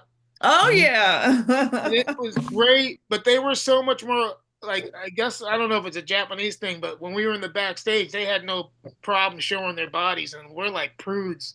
So we were like trying to look for a wall to get behind to change our clothes and shit. But they were like totally naked. So it's kind of funny to have these American dudes just be like, I'm not looking. we're like trying to look straight ahead, and there's like the bass player. Eye contact. Yeah, the bass player is like the most. He's kind of like the Kronos. He's like the Venom guy, and he's butt naked. And, and I started laughing because he was really close to my bass player. His ass was right by his head, so I'm like, I'm sorry, but that's fucking funny. So yeah, they were just more comfortable with their bodies. We weren't, dude. Like we were like, I need a towel. I'm not gonna walk around. You know, everybody's different about that shit, but we were like, dude, we need to cover up. So yeah, the Sabbath guys were pretty entertaining. But like, you know, the thing with the music thing is it's an awesome thing. We all are lucky, you know, that I look at my collection sometimes and I'm like, I'm fucking grateful. You know, sometimes I feel like I'm a dick for even going out looking for more shit because I still got so much of this to listen to. Because like, I think we're all guilty of that. Like you just start filing shit away. Oh yeah, I got a thing 2 years ago I bought that's still wrapped up in plastic that I just had. I have stuff that I haven't even opened. Yeah, yeah, me too. I feel like a dick about it. But then when you're out, you're like, oh, there's that record I don't have. And how many times do you buy something you already own? I you know what I do? That's one thing I've been pretty good about. It's got to be a band I love. Like I'll be real with you. It's the Ramones, Thin Lizzy, AC/DC, Motorhead. There's probably about 10, 15 bands that here and there I get a few copies of the same record, but usually it's not completely the same. It's like a German pressing. Right, yeah. Different pressing. Yeah. It's never really the same pressing, but there are certain artists, like I'll be real with you too, like Hendrix, because he's one of the guys that kind of was like my gateway. For me, it was the Stones, Hendrix. Those were kind of like, I mean, obviously Chuck Berry, how could I not hear him? How could I not hear Elvis? Right. The Stones and Hendrix, they made me start going dig deeper, you know. And by the time like '76 came around, that's when I lost my mind. Between 76 and 78, I just went crazy because I got Kiss, the Ramones. It was on, you know. Yes, but I think the thing that really did it too was that my dad, believe it or not, he collected shit too. I was just gonna ask you, what did your dad affect, like have an influence on you musically? Because I know He mine didn't. did. He didn't want to because he was like the dad, don't touch my records, But and he that's but where he he was into it. that's where he fucked up though. He told me not to touch his records when he wasn't home. I was like, first guy I remember was actually Ray Charles because my dad was a big Ray Charles guy. Mine too. Yeah, Huge. and I heard there's a song called "I've Got a Woman," which might as well be punk rock and fucking speed metal for its time. It's like revved up. "I've Got a Woman" by Ray Charles. I heard that and I was like, this is amazing. Yeah, right on. Yeah, and he liked a little bit of country, so he had Hank Williams and Johnny Cash, and you can't go wrong with that shit either. Right. Those guys are like when people start asking you because it's great, I love metal. That's all, and same with punk, but there are certain genres that break down walls, and Hank Williams and Johnny Cash to me broke down walls. Sam Cooke was one of your favorites Yeah. too? Well, that was my dad's fault because he listened to Sam Cooke and I heard that shit. And I was like, and then also later on in life, I started realizing how much he influenced like Rod Stewart and fucking Steve Perry from Journey. Like if you listen to, and I'll be honest with you, there's some Journey shit I like. So there's no shame in that. You like what you like. There's no such Yeah. thing as a guilty pleasure. It's what Yeah. you want. But when you listen to some of Steve Perry's shit, you go, oh shit, he stole a lot from Sam Cooke. It's obviously a lot of the phrasing, the vocal phrasing is very similar. Yeah. So that stuff got me into the heavier shit. And my brother gave me a Hendrix record, and that was like, what the fuck? I got Smash Hits. That made me just go crazy because Smash Hits, and then the Stones. That I just could relate. Like everybody has different bands they can relate to, but the Stones were fun. They drank. They smoked. They got way too fucked up. I can relate to all that shit. And then they were the bad boys. Yeah, and they also had the blues thing, and I love blues. Like I love Howlin' Wolf and Muddy Waters, and so my blues thing just got crazier because I got into like Johnny Winter, and obviously there's believe it or not, Stevie Ray Vaughan. I love a lot of his shit. So just all that stuff, and then Southern rock. I mean, when I was growing up, there you go. Speaking Johnny of toys. Wow. Johnny Winter bobblehead. That's amazing. Now I've seen everything on Johnny Winter bobblehead. Here's a Sabbath Japan Sabbath CD in case anybody's wondering about the guys running around naked. Yeah, those guys, dude. We went drinking with them in Japan. I thought we were gonna go to jail because they were like trying to kick over bamboo walls. So they have these walls in the sushi places that divide the people, and the drummer just started kicking this bamboo wall. I'm like, dude, like you guys are supposed to be mellow, but he wasn't being mellow at all, dude. I had to man, those bamboo walls though, like they seem so easy to rip through. Yeah. I feel like the Hulk, and I would just run around through all the walls. Yeah, and everything's small over there. So like even when you're walking into a restaurant, you got to kind of put your head down because they're small people. It's not their fault. A lot of things are built to their measurement. So Japan, like we actually feel tall, and we're not tall when we're in Japan. Wow, they're really small. But yeah, so the music thing, just my parents and my mom she was an influence too, but it was more like Motown. And to this day, I love Aretha Franklin because of my mom. Oh, how could you not? What a vocalist, But, I think all of us have that thing. Like, even today, I was listening to some weird shit. Like, I was listening to Grace Jones, I think, yeah, I'm off the hook. But I still, my collection is primarily punk and metal. But I do have a lot of stuff that I like to hear. And we all do. Yeah, it's like food. Sometimes you just want something fucking weird. Or if it's good music, it's good music. It doesn't matter what the fuck you call it, Well, you know what? Here's a band you would never think I love, but it was because of a documentary that just changed everything. But ABBA. I watched this documentary on them, and I go, Ralph loves them. I'm a huge. I have every ABBA album ever released. That's Seriously? awesome. I love ABBA. Thanks for not making me feel like a lame nut.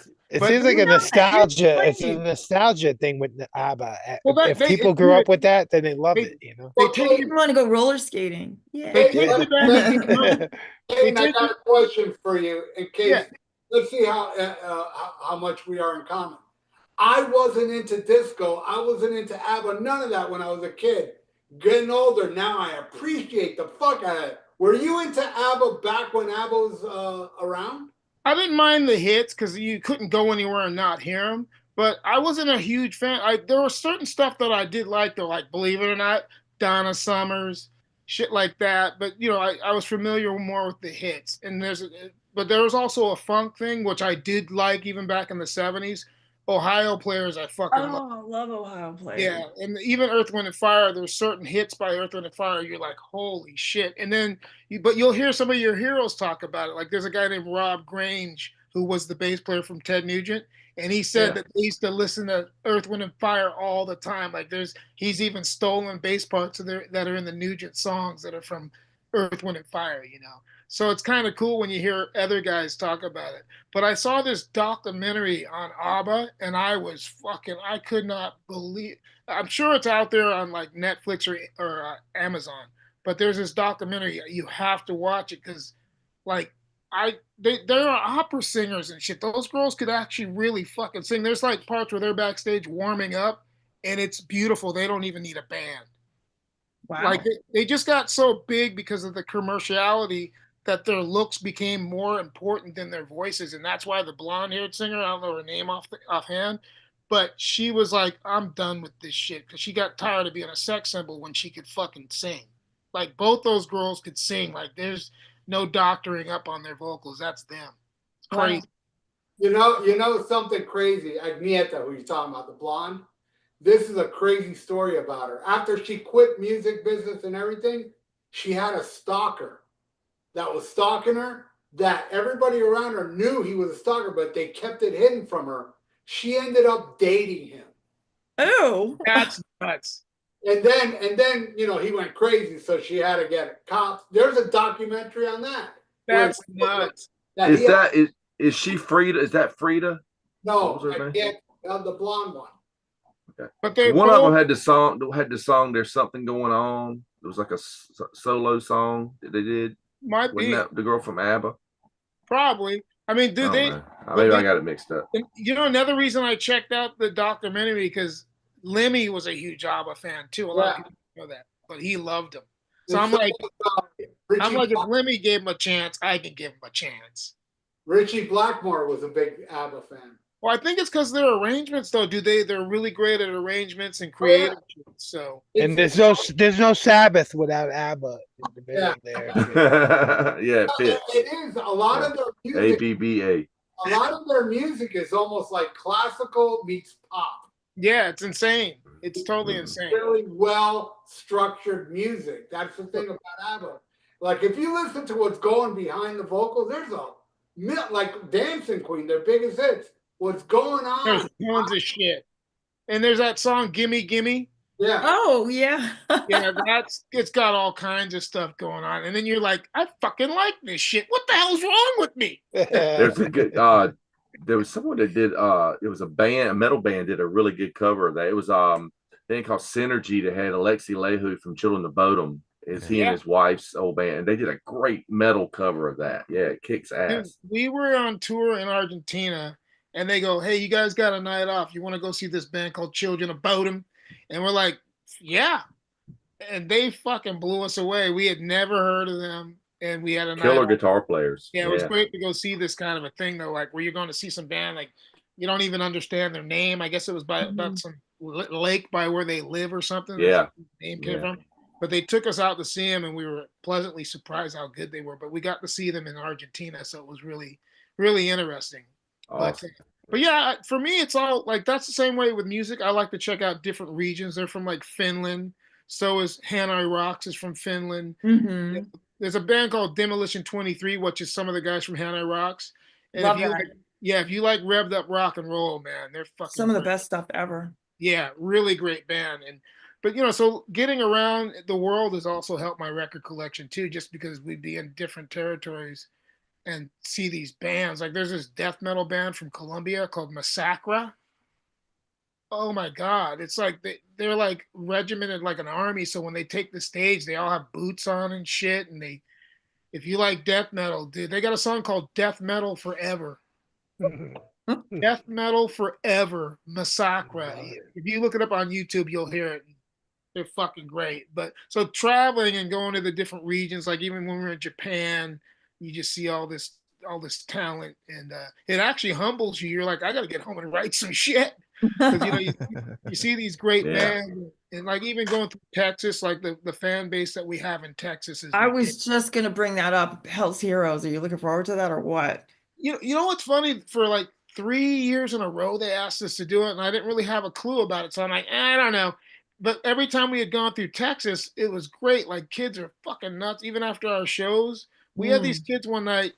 They wanted to, I don't know, I guess entertain us. So they were blowing fire after our show. Like they were Gene Simmons, and we were just drinking beer, watching them, hoping nobody caught on fire. But they were just fucking blowing fire. Like, hey, check this out. We're like, you guys are fucking crazy. Like that. Yeah, so we've always had really good times in Texas, and so to go back and do this is really special. And what was funny, the promoter flew out to see us when we played in Chicago. So that's when he really got my attention. I'm like, you fucking care that much, we'll do it. Like when they go out of their way to come from another city to see us play and then go, hey, I'm the promoter. Because I'm really from that scene, as you know, Karen. I like the underground shit. Yeah. So to me, it's more like I like a handshake and you keep your word. Like right on. That really means a lot to me. So this guy came out, handshake, and said he wanted to bring us to Hell's Heroes, and the plane tickets are already bought. So yeah, it's a good thing, and it's really, even though it's a bigger festival, it's still an underground thing. And it's so curated too. That's what I mean. It's carefully thought out, and not, you know what I mean? It's always a great lineup. So I think it's extra special. Do you know what I'm saying? It's not like a European festival fest where they just take a scoop and just throw it all these metal. You know what I mean? They had Tom Warrior. They had Tom Warrior play where he did a Hellhammer set one night and a Celtic Frost set the next night. That's the one I wish I would have went to, and that was a hell show. Yeah, a lot of our I wish I'd gone that year. I went. I think the second year that they did it, they were still doing it inside of a building. Yeah. And since then, they're doing it in the amphitheater outside, and the building is the second stage, the inside. So they can sell 3 times as many tickets by doing that. Yeah. And it was amazing. I had such a good time. That's awesome. Well, you're making me feel good about doing it. I will say you guys are so right. They really put attention to it. Like just talking to the guy, he really laid my fears at rest, because he was like, we're doing this from the right place. And that stuff still matters to me, because, dude, I come from playing backyard kegger parties. So I still believe in, keeping it real. Like even the New York show, that was cool for me, because we got to, go back to the city the right way. It's so much fun. I try to do it right. And it's like, it's such a pleasure too, because I still get to see my old friends. So it's a bonus. It worked out great. Like you guys, I don't know if you know, me and Karen have known each other for a long time. So it's like seeing a sister. And, we had a lot of fun together. Yeah. And it's going to remain that way. So, but dude, I like you guys, man, this is like a round table of badassness. Yeah, man. Glad you joined us. So when's the new album coming out? Well, actually, hold on. John Doe wants to know. Unfortunately, he's a total newbie to Hirax. And what album should he start with? And why should he start with the new album? It's not a bad place to start, because also, like what I've learned, when there's a pretty good record, then you go back and check out the rest of the catalog. And I feel strong enough about that. Like some bands, the later records get worse. I feel that we're still doing good stuff. This record I'm real proud of, because we kind of broke the rules. Like we did what we wanted to do. Mm-hmm. And the label people were still cool, because we're dealing with really good underground people. Like the label on the East Coast, they're out of Rhode Island. And this guy really does care about the music. And I didn't want to like sometimes with labels, they've made us put more songs on there, which is like being forced. And I didn't want the record to be forced. Sometimes you put filler tracks on because you feel like you got to meet a quota. Mm-hmm. And I think that for me, a lot of the bands I love have shorter records because they're making sure that the songs are more quality than quantity. Right. That's one of the reasons. And it's like people go, well, it's kind of short. It's like, well, Rain and Blood was short too. Like a lot of people are going, that record's under 30 minutes. It's like 20 something. It's 20 something minutes. Somebody can fact check 28 minutes, I think. But it's like, but that's the best. It's like you drive someplace and you listen to a whole album in its entirety. If it's local drive for you. Half an hour drive is what a lot of people do for their food or whatever. And I love those short albums. And you play them over and over again, way more than you will a real long album. I recently, there's this band somebody turned me on to called Morning Star or something like that. Okay. And it's an amazing album, but I said it, and I said this a million times. I go, man, this album is awesome, but it's too long. And I still will say it's all killer, no filler. But I feel you should have taken some of those songs, put on the next album. 40 minutes tops is I get that. When you grow up, we grew up listening to records that were 30, 35 minutes long, you know. Look at all the Van Halen albums. They're all Bring back the EPs. Bring back the EPs. Let's get some more EPs. Throw an EP in between albums. Don't always have to. I love EPs, and the Hirax does a lot of great EPs. And you even had a split 7-inch. I was just gonna say with Sodom.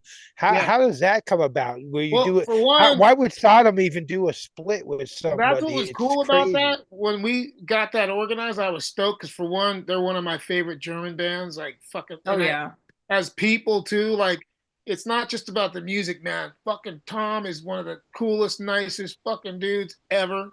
So that he's remained cool over the years too. Like that's where I like people when they can fucking have some longevity and they, you know, he's the real deal. Like seriously, I've seen how all one of my favorites. I've seen Tankard, I've seen Destruction, I've seen Creator. I love Destruction. I've toured with a lot of them, but Tom really is the real deal. The only thing he's changed on. The only thing he's changed on, and I get it, he goes, I'm a little bit older, so I don't want to be playing every fucking night. I need a couple of nights off, you know. They don't tour America. Yeah. They come over, they play 6 shows at the most, and that's it. But I get it at the same time. I mean, you gotta remember they've been around for 40 plus years, and you don't want to be up there. Like I've seen some bands now, and I don't want to mention names, but you can tell they're just going through the motions. And if you get to that point, you need to start reassessing what you're doing because I don't want to ever go through the motions. I always still try to keep the shows a little loose. I still think there should be fucking car wrecks, whatever. You know, you don't want to be the same every night. Like even some mistakes are not a bad thing. You know, you're playing live. And then when Sodom comes over, it's a big fucking deal. You know, it's like they sell out fucking Brooklyn and it's packed and. You know, it's a big deal because we don't get them every year, like Creator and they deserve Hell's Heroes. They really deserve it. And if you think about it, I'm not trying to call anybody out, but out of those bands, Sodom really does keep it real.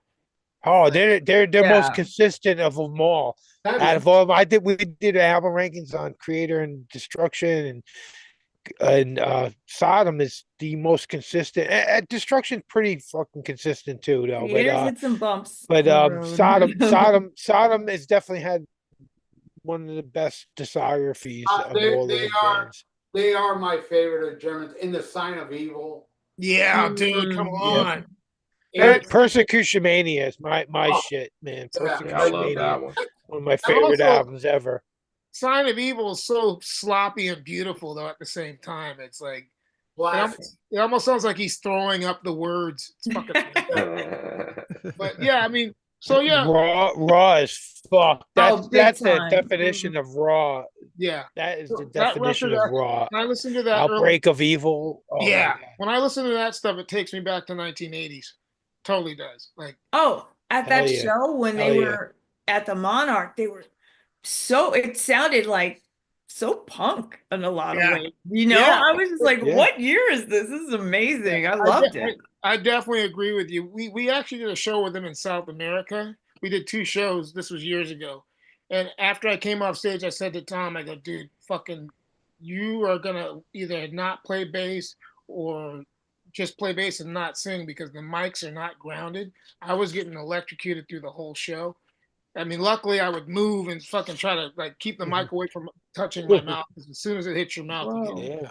But anyways, he goes, you weren't lying, so he had to take off his bass. He played the whole show with no bass because if he had the bass on and Wow. he would have been really fucked.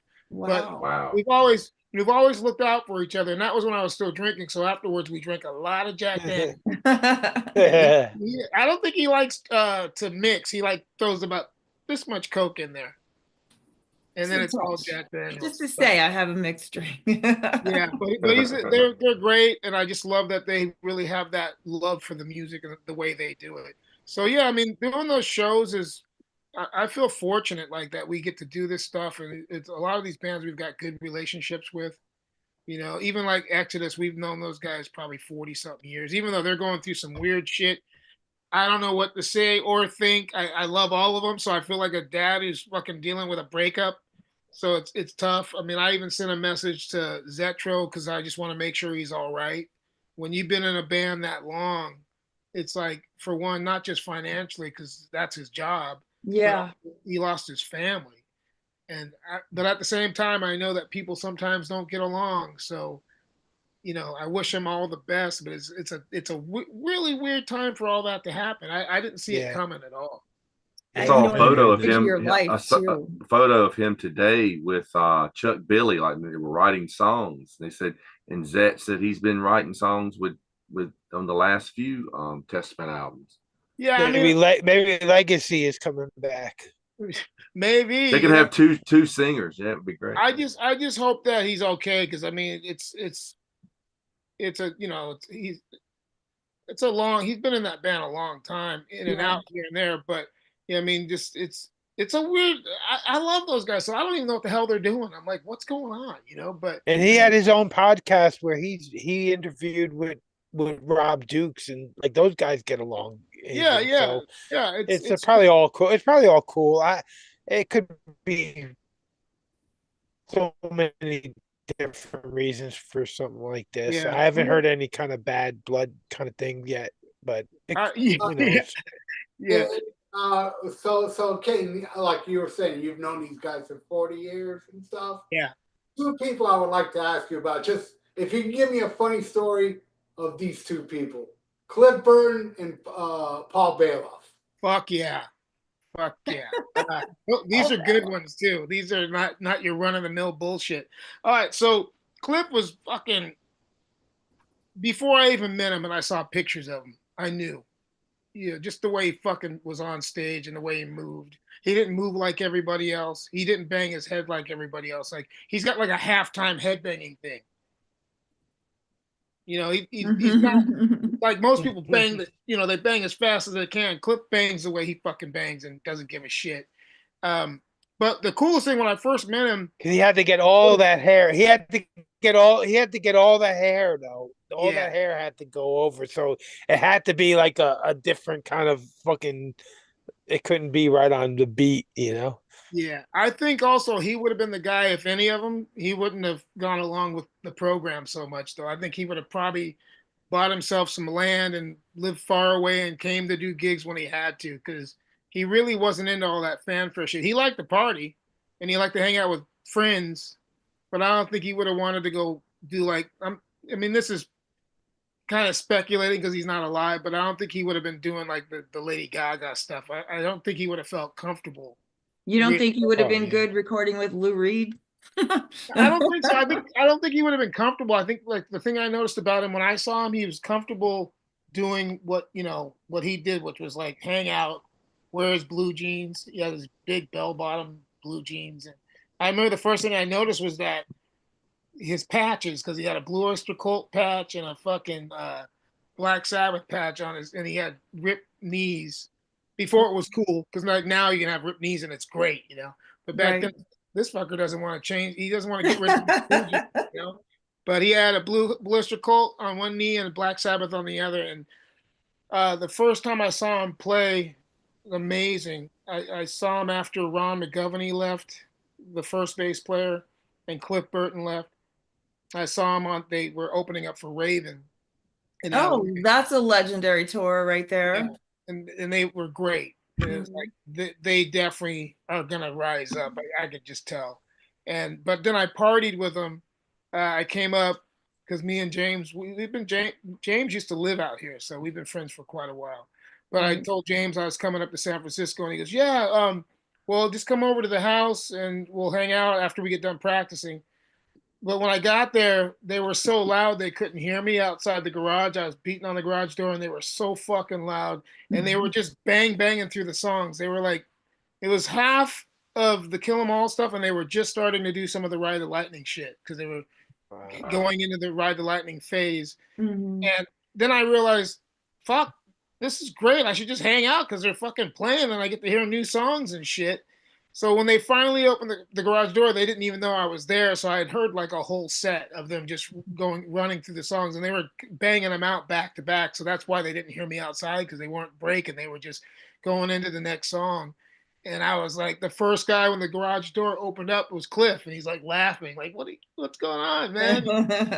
And that was the first time I had met him. And then James introduced me to the whole band, and I think I'd met Kurt before that. But then we hung outside the house and we were talking about punk bands. It was like we were talking about the Bad Brains Roar cassette. They had this cassette called Roar. It was on a label called Roar.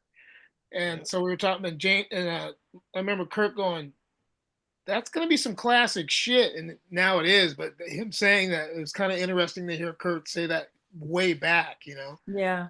And then so at the end of the rehearsal, when we were talking, we were all going to go into the city because they practiced outside the city, and Robin Trower, who we loved, was playing, and all of us were Bridge of Sighs guys. Like, we fucking love that record. So we're like, let's meet at Robin Trower. And so that was the deal. And then I was in the kitchen and I heard Kurt on the phone because he was using his Metallica juice, and he was calling the Stone where Robin Trower was playing. He goes, "Hey, this is Kurt. Can I get on the guest list for Trower tonight?" And they put him on, but none of us were on it. Kurt just jumped the gun. So Cliff didn't even give a shit. So I remember getting to the Stone that night. Robin Trower's playing, and we're in the alley next to the Stone, which is the venue. And we're drinking beer and Cliff smoking weed, and we're just in the alley partying. We never got into Robin Trower. We just partied in the alley the whole night. Oh, wow. But the cool That's thing was, awesome. before this is what is great. Cliff goes, "Listen, we need to have a plan in case the cops show up." And I was like, "This dude's smart." He was already thinking of a plan in case the cops showed up, because the alley had two ways, one, left or right to get out of it. So, but there's a hill at the top of one of the ends of the alley to get out. So Cliff goes, "Listen, if the cops show up, we all spread out. We don't fucking run together. We all like fucking bugs. We split." I'm like, okay, but I didn't think anything was happening. But he was right. And this is old school. Paddy wagon pulls up to the top of the alley, flashed its big spotlight down on us, and we just all split. And we all got away. But if it wasn't for Cliff coming up with a fucking get out of there plan, Nice. somebody might have got caught. But yeah, Cliff What was a smart. what a great story. That is such a cool story. So I think he was just a really smart dude. I mean, even going back to that alley party. But for us, we were so comfortable with that because back in the day, dude, backyards and alleys and fucking garages, that's where I did most of my early drinking and listening to music, was either a garage or an alley or a backyard, So, but yeah, the earlier days of Metallica were special. I mean, nobody knew this was going to happen. They were just kind of like, I think they were like the new voice, even though we were a part of it too, but they were like angry, playing fast. They had these shirts that said that the Young Metal Attack. That was like their first shirt. They had the Metallica logo, but it said the Young Metal Attack.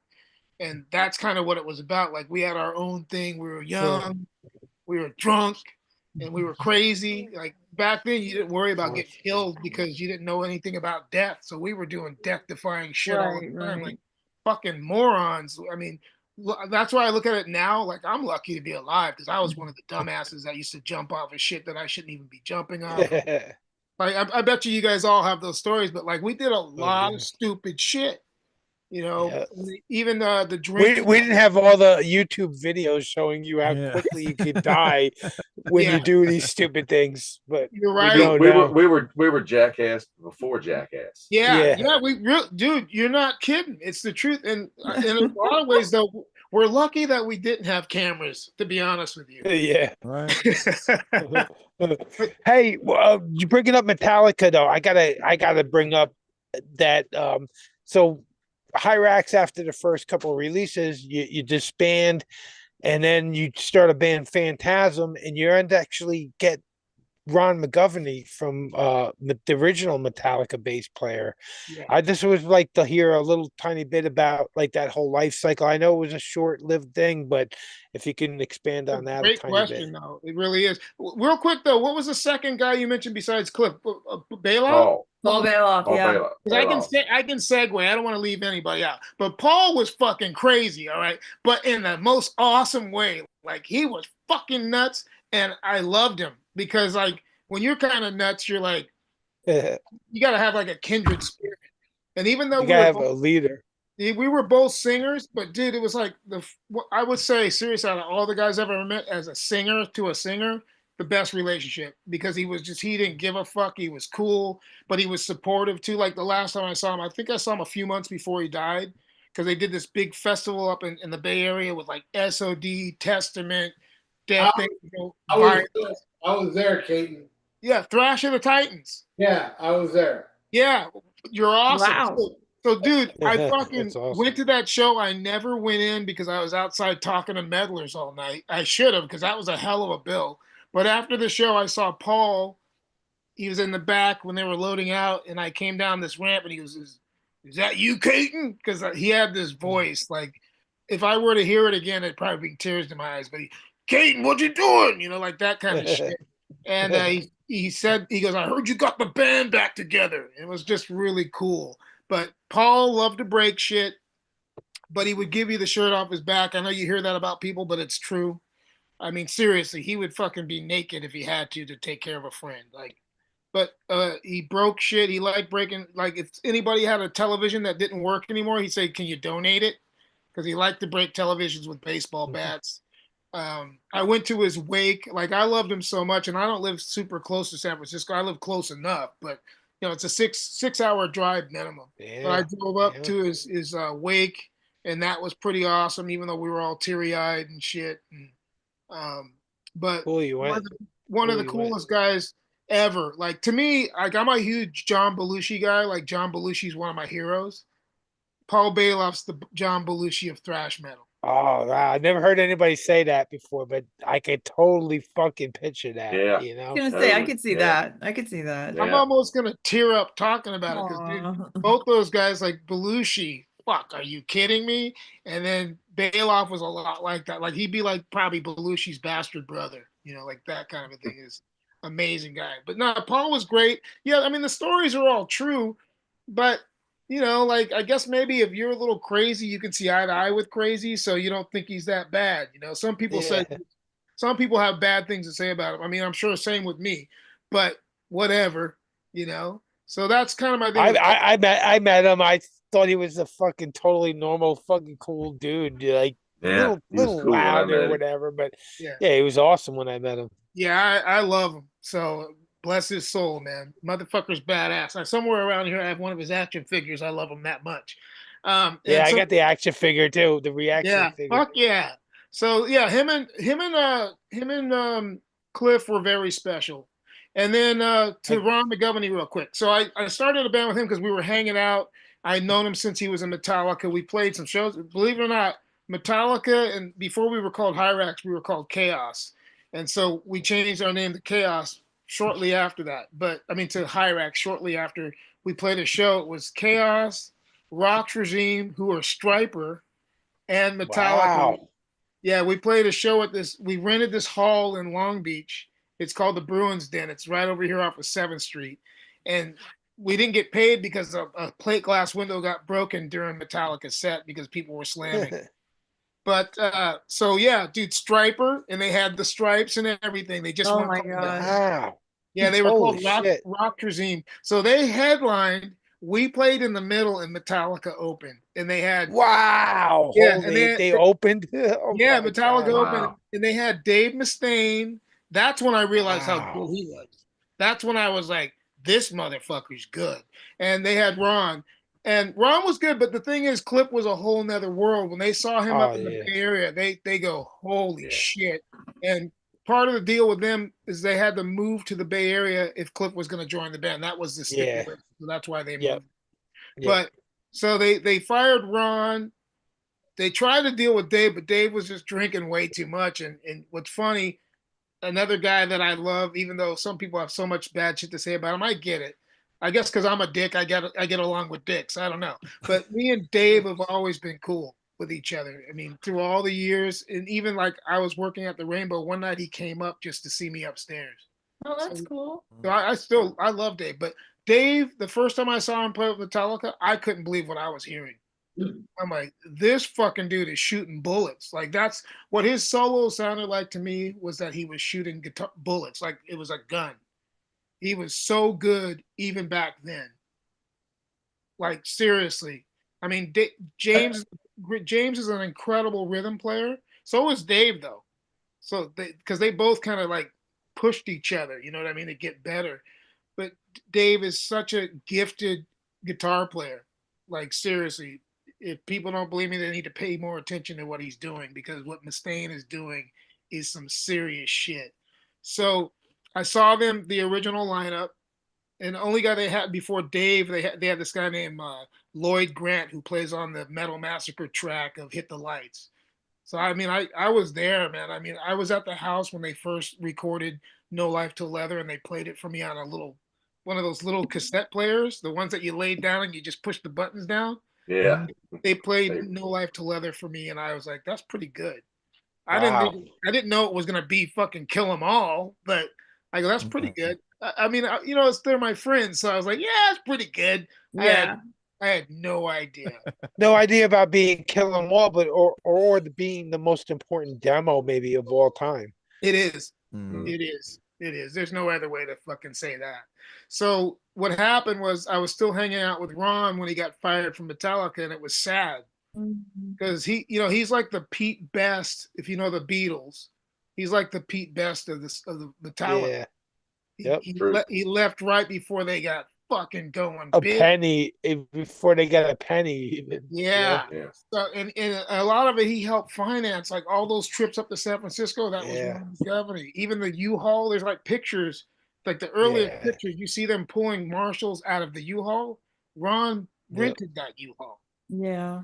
So he kind of got fucked.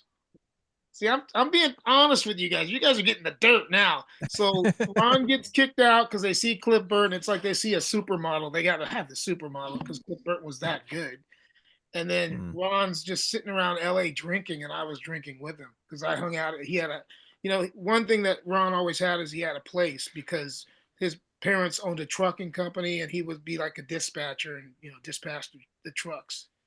So he had got a new condo because the first Metallica house was in Norwalk, and it got bulldozered because there's a freeway there now called the 105 freeway that they bought the land, and so everybody moved out except for Ron and James because the parents were like, if you want to live in the house until the city comes to bulldozer, you can stay there. And that was the beginning of Metallica. So they're like, there's no houses around. We can practice in the garage all day long. And that was the first Metallica house. And so when Ron got fired, then they finally bulldozed the house and Ron got a condo. And I was at the condo, which was in Norwalk too. And we just drank. And I kept saying to Ron, man, you should get back into it. I go, look at Dave. Dave fucking is using his anger and fueling a new band. Look at Megadeth. That was all fueled out of anger and being pissed off he got fired. Yeah. Dave did the right thing. He used his fucking anger and being pissed about being kicked out of Metallica, and now we got another great band. I go, Ron, you gotta play. But he didn't have the same shit that Mustaine had. Mustaine took his anger and he fucking used it positively. He just put it into his music, Right. So I got Ron finally to start playing, and we were doing great. Like it was really amazing. I realized the Metallica factor after I started working with Ron because people were so interested. Like if any of those early Metallica guys, people wanted to hear what they were doing. So we did a demo, and the demo did really good. It was a Phantasm. We did 6 songs.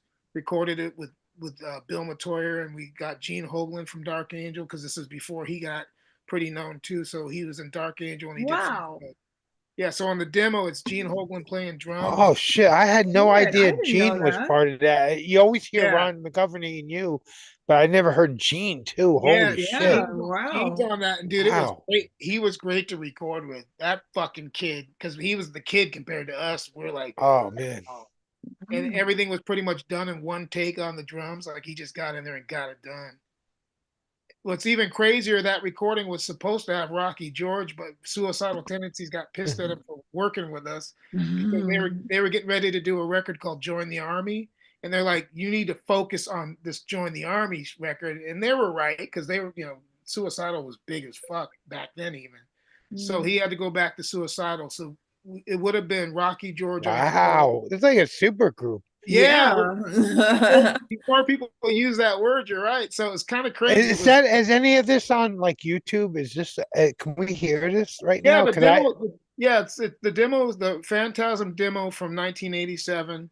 It's on. It should be on YouTube, and it's pretty. I have a Phantasm demo, but it's for a totally different band. Yeah, there and were it's two. Like, yeah, yeah. I have the other band with that name. It's pretty good, and you can once you listen to it, you'll go, "That is Gene." There's 6 studio songs, and then there's I gotta check it out. Yeah, and it was great because Gene just came in like a fucking badass. Like it was kind of funny because he came in with a couple of burritos, ate those first, like sat on the drum kit, ate his burritos, and then fucking did the session. And we had Matoyer record us, and he did a great job, and it was really cool. And Ron did good too, but I think the Metallica thing ate at him. Like seriously, dude, his drinking only got worse because Metallica, they got bigger. Like it was already bad enough. Kill 'Em All was doing great, and then when Ride the Lightning came out, I mean, the night that Cliff Burton died, we all met at Ron McGovney's house to like grieve because everybody was Cliff. But it must have been weird for Ron because we're all over his house grieving. But one thing I did say to Ron, I go, well, I'm not trying to be funny or nothing, but it could have been you if you were still in Metallica. You could. Yeah. Hey. Yeah. What a weird way to look at it. What a weird way to look at it, But so we gathered at a house the night Cliff Burton died. That's how big of it was for all of us. Like we all got together, drank, we were sad, but it was at Ron. So it's kind of weird. We're at Ron McGovney's house, the original Metallica bass player. The night that we found out Cliff died, and we just all went to that house. So I had tickets to see Metallica live with Metal Church. They were supposed to come with Cliff Burton, when I had my full ticket stub when that happened. And then it got rescheduled, and I was kind of shocked how quickly it got rescheduled because it was like 6 months later. It was one of Jason Newsted's first shows we caught, with Metal Church opening. They did that here. I know why they did it, though. They just wanted to keep the momentum going, even though it was sad and shit. And I'll be honest with you, man, Jason went through a lot of shit dealing with them because they still weren't over Cliff, so they weren't really treating him good because he was right to leave. He was right to leave. That movie, that documentary on Metallica, oh my God, like it's true. You guys are totally right. It's horrible. And go ahead. I was just saying, like Mustaine crying to Lars. I was like, dude, this is in the atmosphere, in the universe now forever. Like, I don't even like to watch that thing. Yeah, I agree. I watched it and I was like, because I'm old school, I'm like, whatever happened to not having a psychiatrist and just fucking talking, man? What about the psychiatrist going outside and take care of it like men? Exactly. Totally. Also, Kate, I was gonna mention to you, I actually met Ron at a Metallica concert in Atlanta, Georgia. It was probably the last 10 years where they were doing the stadiums.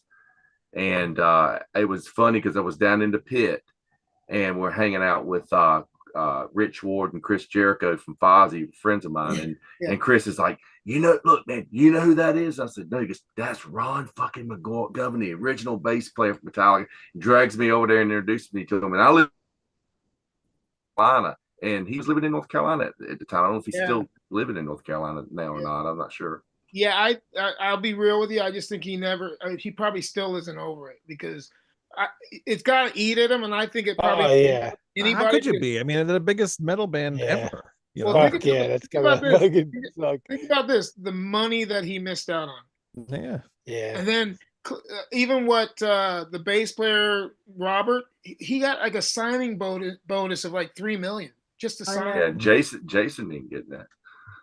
Crazy. Good But Lord. Jason went through a lot of shit, dude. I'll tell you a real quick story about Jason. When he got in the band, this was early too. We went up to San Francisco with Phantasm, so it's Ron McGovney and me, and we go to James's apartment. And it's a little frosty because Ron was still mad at James, but James was being cool, like let us come and hang out at his apartment, and fucking they were sending Jason to get the beer like by himself. Oh shit. They were treating him like a bitch boy, and I didn't really know him that well, so I was like, well, at least I'm not having to go get the beer. But it was At least they tried to get Ron to send for the beer. Oh, yeah, Ron would have been like, go fuck yourself. Because me and James were still like, we went out for pizza, and Ron threw an empty pitcher, thank God, at James because he was still mad. It was weird. oh, Yeah, Wow. it was fucking weird. But the interesting thing about that time is I remember looking over at James's TV, and I'm like, where the fuck did you get your TV? He goes, one of my friends gave it to me. I guess back in the day when you could go to the hotels, the guy ripped the hotel and somehow got the cord out where he didn't fuck up the cord, and it still had the lock box on the bottom of it. So that's how I knew it was a stolen television. James had it sitting on his coffee table, and next to it, this is the reason I remember it so well. He had stacks of tapes that said Metallica riff tapes from Master of Puppets tour. Like I go, what's that? He goes, well, I usually riff out before the shows on that last tour because it was like after Master of Puppets. So he was just riffing like he would record his riffs for the next record. I was like, that's a Nice. lot of riff tapes, dude. wow. Wow. Yeah. Should have snatched them up and then like used the next Hirax album. I That would've been awesome. thought about that later. But yeah, so it's a lot of crazy stuff to even think back to all that. But I wish Ron the best, dude. But I get it. I don't think anybody could get over that. Yeah.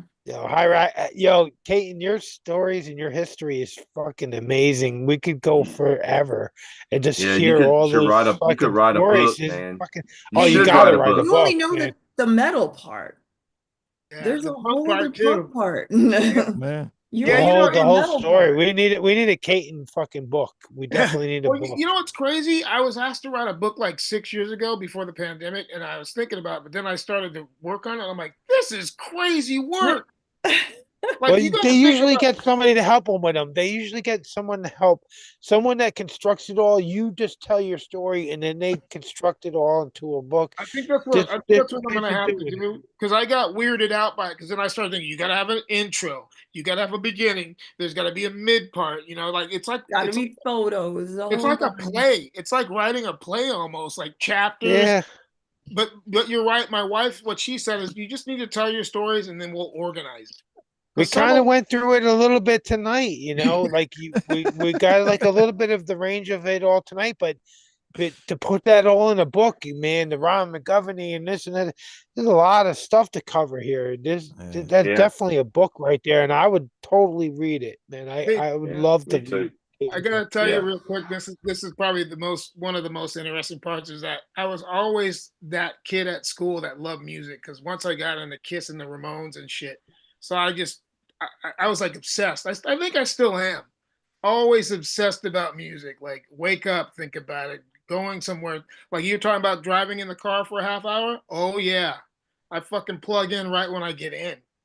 Unless my wife wants to talk because I have to pay attention or she'll think I'm an asshole. So over the years I've gotten better at listening because I used to be just like zone music guy, but I usually plug in some stuff and make sure I got some good tunes, especially like I've been going up to San Francisco quite a bit lately. So for 6 hours, I make sure my shit's loaded up. But in the earliest days, I would go to school and I'd always be the kid passing out flyers for parties or gigs. I mean, I was really that into it. So I was passing out flyers and this band goes, hey, we got a new guitar player. And I knew the guitar player. And they're like, would you like to roadie and also do promotion like Pass Off Flies? I'm like, yeah. So I go to their practice, and this is how that Metallica we were called Chaos, but Hirax and Rock's Regime, who were Striper, this is how that gig ended up happening. I get there and it's Striper before they're called Striper. So I'm at their house and they're practicing with my friend who's the guitar player at the time. And the guitar player actually ended up going on to a band, which some of you guys, if you remember some of the hair metal bands, there was a band called Salty Dog, and that's a rare one. Yeah, I remember. But yeah, they're a hair metal band called Salty Dog. So that guitar player went to Salty Dog, but he was in Striper. So I would go to the rehearsals, and for what they did, they were great. But they were already wearing all that yellow and black shit. Seriously, even back They then. were? Yeah, but they weren't. They ended up going more the Christian route because they knew that was like, now we call it branding and marketing. Yeah. They knew that there had to be a yin and yang. There couldn't just be all like, you know, because we were listening to Venom and all that stuff. So, but they knew there had to be another side. So they took that and it worked for them because there is a lot of people that want to hear that. You know, Yeah. like. Say you're a parent and you're a Christian parent. If your kid's into rock, you're gonna go buy him a Striper record. Right. That's right. just the way it's gonna be. So yeah, they were like that even before they became Striper and before they went totally into the Christian realm. It was a city called La Mirada. I would go up to La Mirada and just sit there in the garage and watch them practice. And they were like that. They were the house band at Gazzari's on the Sunset Strip. Really? So yeah, at probably 17 or 16, I was over there hanging out, roadieing, and then I met them years later. We were playing in Germany at this big festival called Bang Your Head Festival in Germany, and Striper and us were backstage. And I go, you guys probably don't remember, but I was at your rehearsals, and they go, you're that little black kid? And I go, yeah, I'm that little black kid. And they couldn't believe it. Like the Sweet Brothers, I think that's their name. Yeah. Both Robert and what's the singer's name again? Michael. Michael. Yeah. They were like, no way. I go, yeah, dude. I used to fucking be your little roadie guy. And they were like tripping. But so yeah, it was full circle. I saw them again. I'm like, yeah, I used to be at your rehearsals and I used to promote your shows and shit. And then I did the show with Metallica because later on, they're like, fucking Metallica got so big. So Striper's like, they used to open for us, you know? That's Yeah. crazy. In the chat here, Randy Joy, I guess he's a friend of yours. Old school, San Yeah. Pedro. I can Yeah. remember some shit, man. Yeah, he's in the chat. He's saying a couple of things. He was one of the things you were talking about before. You made him stay outside, and James finally let you guys in after the cops were called. He was saying, I don't remember what story that was from. Probably, yeah. That was probably even down here. The funny thing is, I just did a movie, which is weird. See, I never thought this thrash metal would get me this. There's this guy, he's working on this Metallica movie for 10 years. Wow. I'm like, this thing's gonna be good, obviously. So he gets me to go out to Culver City to do this interview, and I'm tripping because it's so professional. There's like that whole click thing with the thing they put. And so they asked me about hanging out at Dave Mustaine's apartment in Huntington Beach, California, and I'm like, yeah, that was back when Dave was selling weed and shit, because that's pretty much what he did for work back in the day. He was like the youngest dude I ever knew that had an apartment, but he could afford it, you know. So in Huntington Beach too. Yeah, Huntington. Wow. You know Yeah, that. that's expensive. Yeah, if you lived in Huntington, you got some cash. Yeah, So- right on. So we go there one night and we're partying, and I remember getting there going, where the fuck is Lars? I just saw him, but nobody cared, because believe it or not, back in the early days, over the years they've loved him more, but in the beginning they kind of were dicks. Like they called him the stinky Danishman because he never showered. Seriously. I'm not kidding you, dude. This is the truth, all right? So I remember going, where's Lars? And they're like, we don't fucking know. We don't really care. We're drinking. So like James is making these things called kamikazes. This was a very popular drink back in the day where you I love kamikaze. yeah, you mix like vodka. But so we're drinking those, and this goes on for hours. It's probably 4 or 5 hours later, and I'm still like, where's Lars? They're like, we don't know. So finally the party's over. We're leaving. We go down Dave Mustaine's apartment steps. You know, we're leaving to go out to, it was like a street called Golden West. So if you know this area, Golden West is a very known street that goes to the beach. It goes down to Huntington Beach. Mm-hmm. And Dave lived across the street from Golden West College, which is this college that's still there. Anyways, come down the steps. We're leaving. We're all drunk, as you know how it was back in the day when it's all dark and you're hammered. You're trying to find the car. We get out to the front of the apartment and we see a body under the tree in like a fetal position. And I'm like, let's check this out. We get over there and it's Lars. He had passed out. He'd been out there for hours. Like nobody even went looking for him. They just left his ass out there. I couldn't believe it. And I woke him up. I go, "You okay?" He goes, "Yeah, I'm all right." And then he just went back to sleep when we left him there. Oh my God. But I guess he lived because he's still alive. He's still alive. Could be a body double. But yeah, so Randy Joy, that guy's old school. He's from an area called San Pedro here in California. Very cool. Very cool. Yeah. Well, tell us about your new album and where people can go and buy it, because people need plus to where you guys are at, it's got to be late. What time is it out there? It is 10. Yeah, I'm like falling asleep. Yeah, dude, right here. Almost 11. It's almost 7:49 out here. But this is the best fucking Hirax interview ever. I don't. It is. This is awesome. Yeah. I love it. I'll stay up for 3 more hours. You guys did get some shit out of me though. Like some of the stuff. I'll hear this all night, dude. No, Katon, I think that book is a great. Too late idea. now. The show's live. Talking about the new album nonstop. Let's hear all the history. Let's get funny? this book that we haven't gotten the book yet. We get the book, then we won't bother you with all this shit. The one reason I agree with you guys on the book thing is that as you get older and you guys know what the fuck I'm talking about, I feel like I need to write these things down before I do forget them. Because right now there's still great stories, man. Great fucking stories. I'm actually realizing is now that I've gotten sober, is that you'd be amazed shit starts coming back to you because some of the shit I forgot. Yeah. It really is. I mean, I'm not trying to be preachy fucking guy here at all. Nah, we got to we'll all prompt you to fucking remember shit, man. We'll pull out old books and magazines and stuff that you this and that. And I also want to stress, Katon's got amazing punk stories too. There's way more to Katon than just metal. I mean, he lived a life and he's got a lot of great stories. I mean, all facets of stuff. I'll tell you about the record pretty quick here, but I'll give you one that back to the punk thing. I went one night to this place called the Olympic Auditorium, and it was Slayer, Metal Church, Overkill, DRI, and God damn. Yeah, and it was one of the most violent shows I've ever seen. And what was cool though was fucking Hell Awaits tour. Oh yeah, oh man, shit. And dude, they opened with Hell Awaits. It was I love that tour. I saw that. And I remember rolling around in the pit because it was so violent that you get knocked down. So luckily we drank a lot back in those days and we wore leather jackets. So it was it's almost like having armor on. But I just remember seeing feet kicking us and coming at us because people were just circle pitting and we were just rolling around on the ground, actually laughing because when you're that young, you don't give a shit. It was fun as hell. As hell. Of course you were laughing. But that's when I also saw the whole crossover thing. I mean, it was already happening, but that's when I knew, like when you have Blast and DRI playing with Slayer and Overkill and Metal Church bands like that. It's happened. Yeah. It was it was a big shift in things. But so what we'll do is we'll get together again, like we'll make some time a little later on down the road. But I want to say to each and every one of you guys, man, it's been a pleasure. I'm gonna talk about the new record, but first I want to get this shit out. That it's been a pleasure talking to all you guys, man. Yeah, man. Thanks for coming on and being a part of it. Now it's been a pleasure and much respect to all you guys and the music and the knowledge, because there's a lot.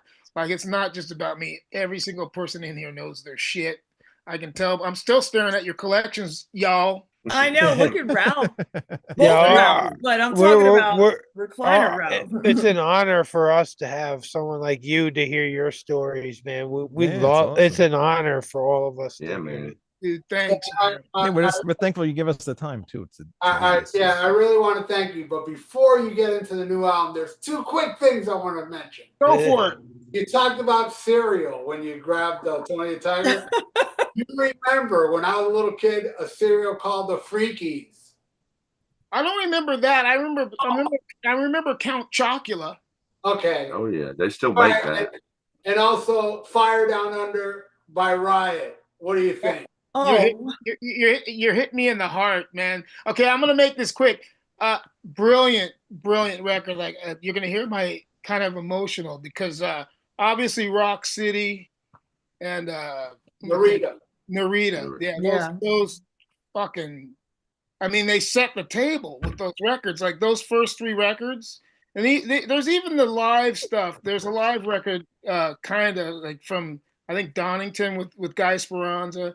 And then my favorite, believe it or not, there's a bootleg called "Live at My Father's Place." Oh yeah, that's been Oh, yeah. That's the one that's on video too. Yeah, it's fucking so good.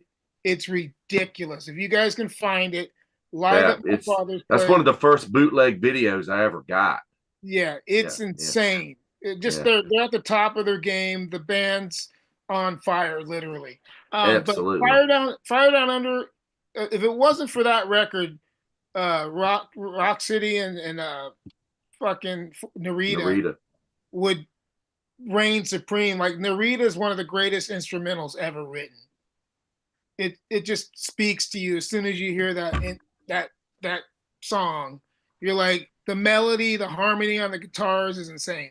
But back to Fire Down Under, almost perfect. Like the problem I have with the record, and that's not really a big one, but the final track, I'm like, Yeah. what are you guys doing? Yeah, but yeah. Then but they found it is those a later perfect- tracks. Yeah, they found some Yeah. extra tracks and added to it. You know. But it's a perfect record. You know what? This is a whole nother conversation. That record, I know. like that record actually means a lot to me. Like seriously, I have 3 copies of it on vinyl. I have a Spanish version. I mean, I love that record. But the first 2 are insane. I don't even mind the Rhett Forster, those 2 records that they did with Rhett. But Fire Down Under. I mean, let's put it this way: that record's so good. There's not even a member in the band from that record, and they're still doing the band because that record is the reason that there's anybody. Yeah. I mean, let's be honest. Like some people are gonna fucking candy coat it. Fire Down Under is so great that you can have a tribute band rolling on with the same name. I'm not putting them down. They got to do what they got to do. But I'm just saying, if it wasn't for Fire Down Under, because that record. Probably you can't even count how many copies have been sold because it's been licensed out to so many different labels. Like seriously, I bet you if you could check on how many labels have released it, it's got to be gold. Oh at yeah, least. Yeah. Be honest with you, it's a shame because nobody really can track it. Like I even heard that there's weird stuff like the family has enabled let these guys use the name, which is fine, whatever. But I'm just saying like. It's going to be one of the saddest stories in rock, if you really think about it. Like Guy Speranza dying, who's one of like that. You're not going to find a more original voice. And like Guy Speranza had his own thing, man. That voice is beautiful. They should have been bigger than they were. Yeah, that record should have been so big. It just didn't. It didn't get done right. It's that damn seal. They should. I never agree put with you, Wayne. Never. I agree. No, they if you watched the documentary that the guy from the Metal Voice did, you tell it their management really screwed them up big time. But when you go to a record store and you see a seal on an album cover, it's like it was you could buy the Eddie album or the Seal album. But you know what? You guys are all right. And I will say this: the cover didn't help. No. Yeah. No, I didn't. All right, think about it. Here I am. I'm a teenager. I have a limited amount of funds. I can afford 1, maybe 2 records if I'm lucky. I'm going to pick up Venom or something interesting, cool. Or I'm going to get the Seal. No, you're not going to get you're going to get Iron Maiden Eddie or the Seal. Yeah, what am I getting here? And I was young, so I'm buying older records too. I'm trying to catch up. So like, what do I buy? Not all of my friends had everything. You know what I mean? Yeah. So totally right. Small group. Their covers butchered them and their management. But the covers really didn't help, especially when you got like Live and Dangerous with Phil. Yeah. You got UFO. Even that cover was weird, but it was still cooler. Like the Strangers in the Night is not exactly the most metal cover, but I'd still take that over a Seal. You knew what you were getting, but the Seal's like you did, and you UFO don't know what had that a reputation. I had actually even seen UFO. Yeah. Well, I will say this: Warrior off the debut album is the blueprint for power metal. It's a great song. Great song. It's Yeah. completely became power metal. There's a lot of deep cuts on those records. Or those first two, you go through them, you go, whoa. Yeah. You know, they got screwed. That's all I can say. Yeah. But yeah, that's a whole nother story because I'm serious. Serious conversation that we could get into. I even like the Budgie. I like Budgie's fucking mascot over the fucking seal mascot. Yeah, and that was pretty stupid. That took me a long time to get past that. You're totally right, and that one's bad too. But you're right. Right. You So know, let's talk about the new record. It's almost 11 o'clock. Yeah, you guys, we're all killing each other. I actually do have a job to go to. Yeah. So, real quick. So in Europe on February 21st for Europe and Japan, that's where the record first comes out, and then North America, U.S. February 28th. It's the next week. It comes out in North America, and I'm really happy about it. Just like what we did, and I'll make this quick because I know we are tired. But what's the label? What label is it on? On the East Coast, it's called Armageddon, and the guy. Oh yeah. This guy is awesome because he really knew that we wanted quality. Like the thing is, the record's like old school. So what I mean by that is everything we grew up on, whether it's Kiss or Cat Scratch Fever, where it's a gatefold opens up, high quality as shit, dude. Like the single, we really cared about the single too. Like if you saw the 4-song Faster Than Death single, cool. The quality, you can see the vinyl itself. There's a poster in it. There's a poster that comes with the record, the new album too. I just wanted it to be like when you bought a Kiss record, and we couldn't put a Love Gun in there, but we came pretty close. So we just wanted to give people the best for their money. And you put out a great video, and there's like a couple songs you can hear right now on YouTube. Yeah, because I was trying to like listen to the album, and like, oh, it's not even out yet. But there's a couple songs you can listen to, and it's a great fucking video to check out. With the lyric video and him singing, and it's really cool with animation and stuff. It's really awesome. Thank you. And by the way, I'll let you guys roll, but I want to say I appreciate all you guys. For all you guys even take the time. It's not just me. It's fucking 5 other people here, man. This is amazing.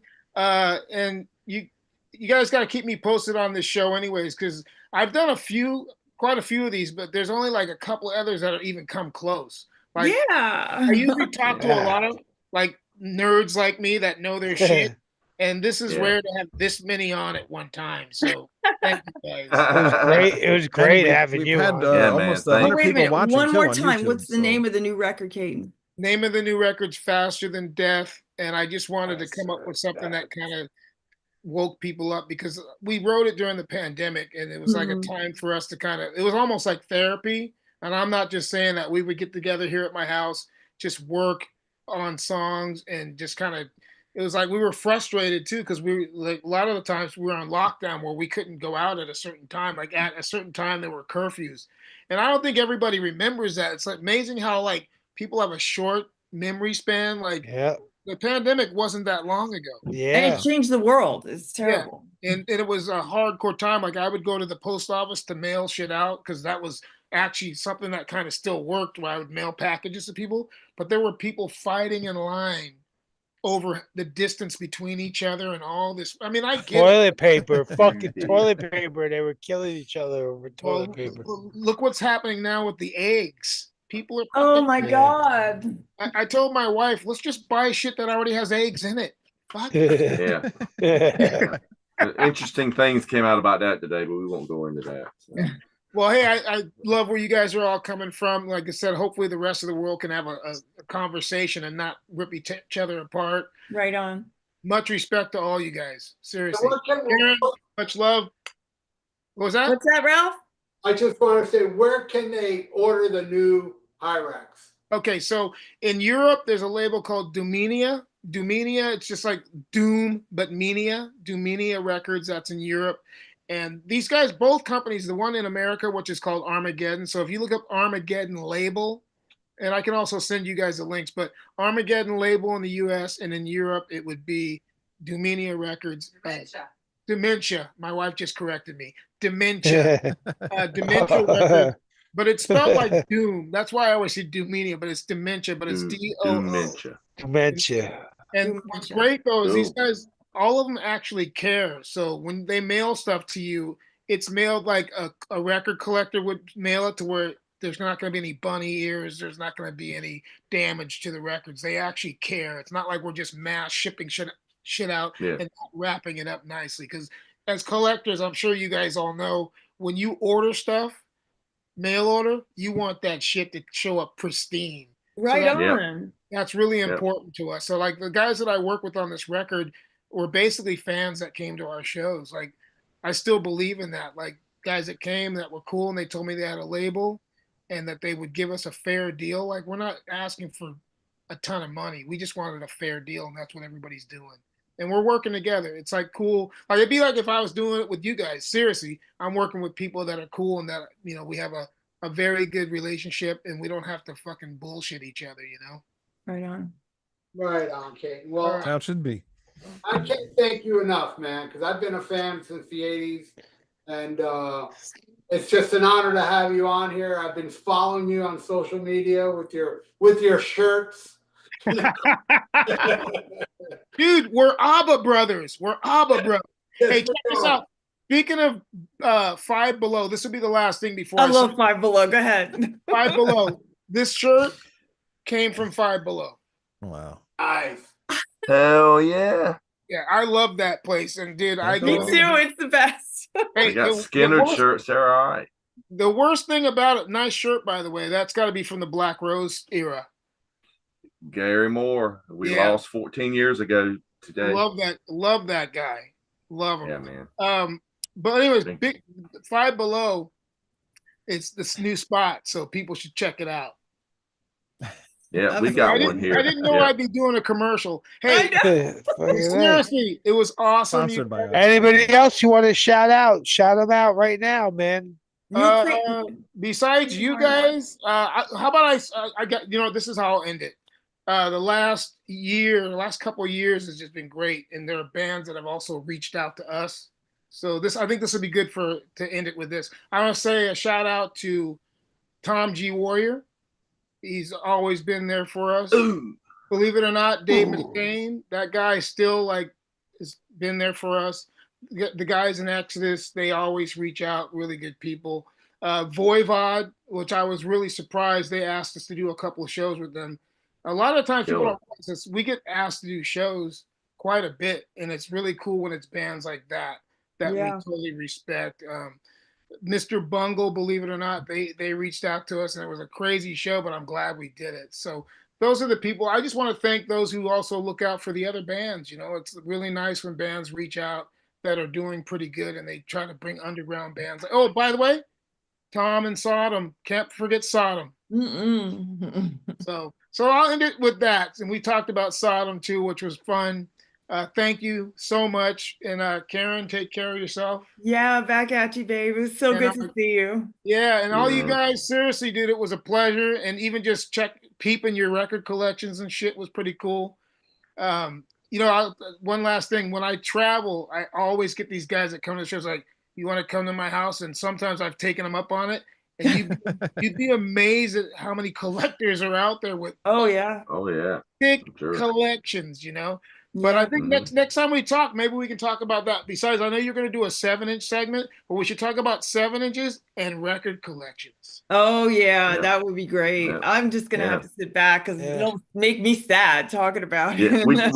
we did one on box sets a couple weeks ago. We were in showing off our box sets. So, that's insane. That's really insane. The 7 inches is next, Katon. So you got to be on with us if you're available. It'd be awesome. Dude, I'll make time. All right, I really and for you guys, I know you got to roll. And hey, by the way, Karen, like I said, it's still what's in here.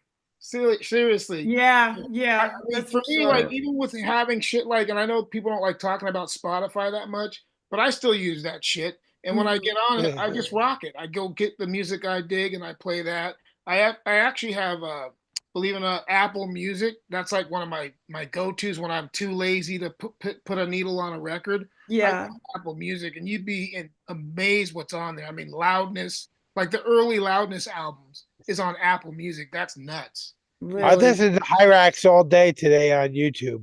That's awesome. All day today. I lot of rare stuff. Hirax, and I just let it play all fucking day. That's awesome. Hey, thank you. Thank you. Thanks, man. Thank you for the Appreciate it. sisterhood and the brotherhood. Much respect, you guys.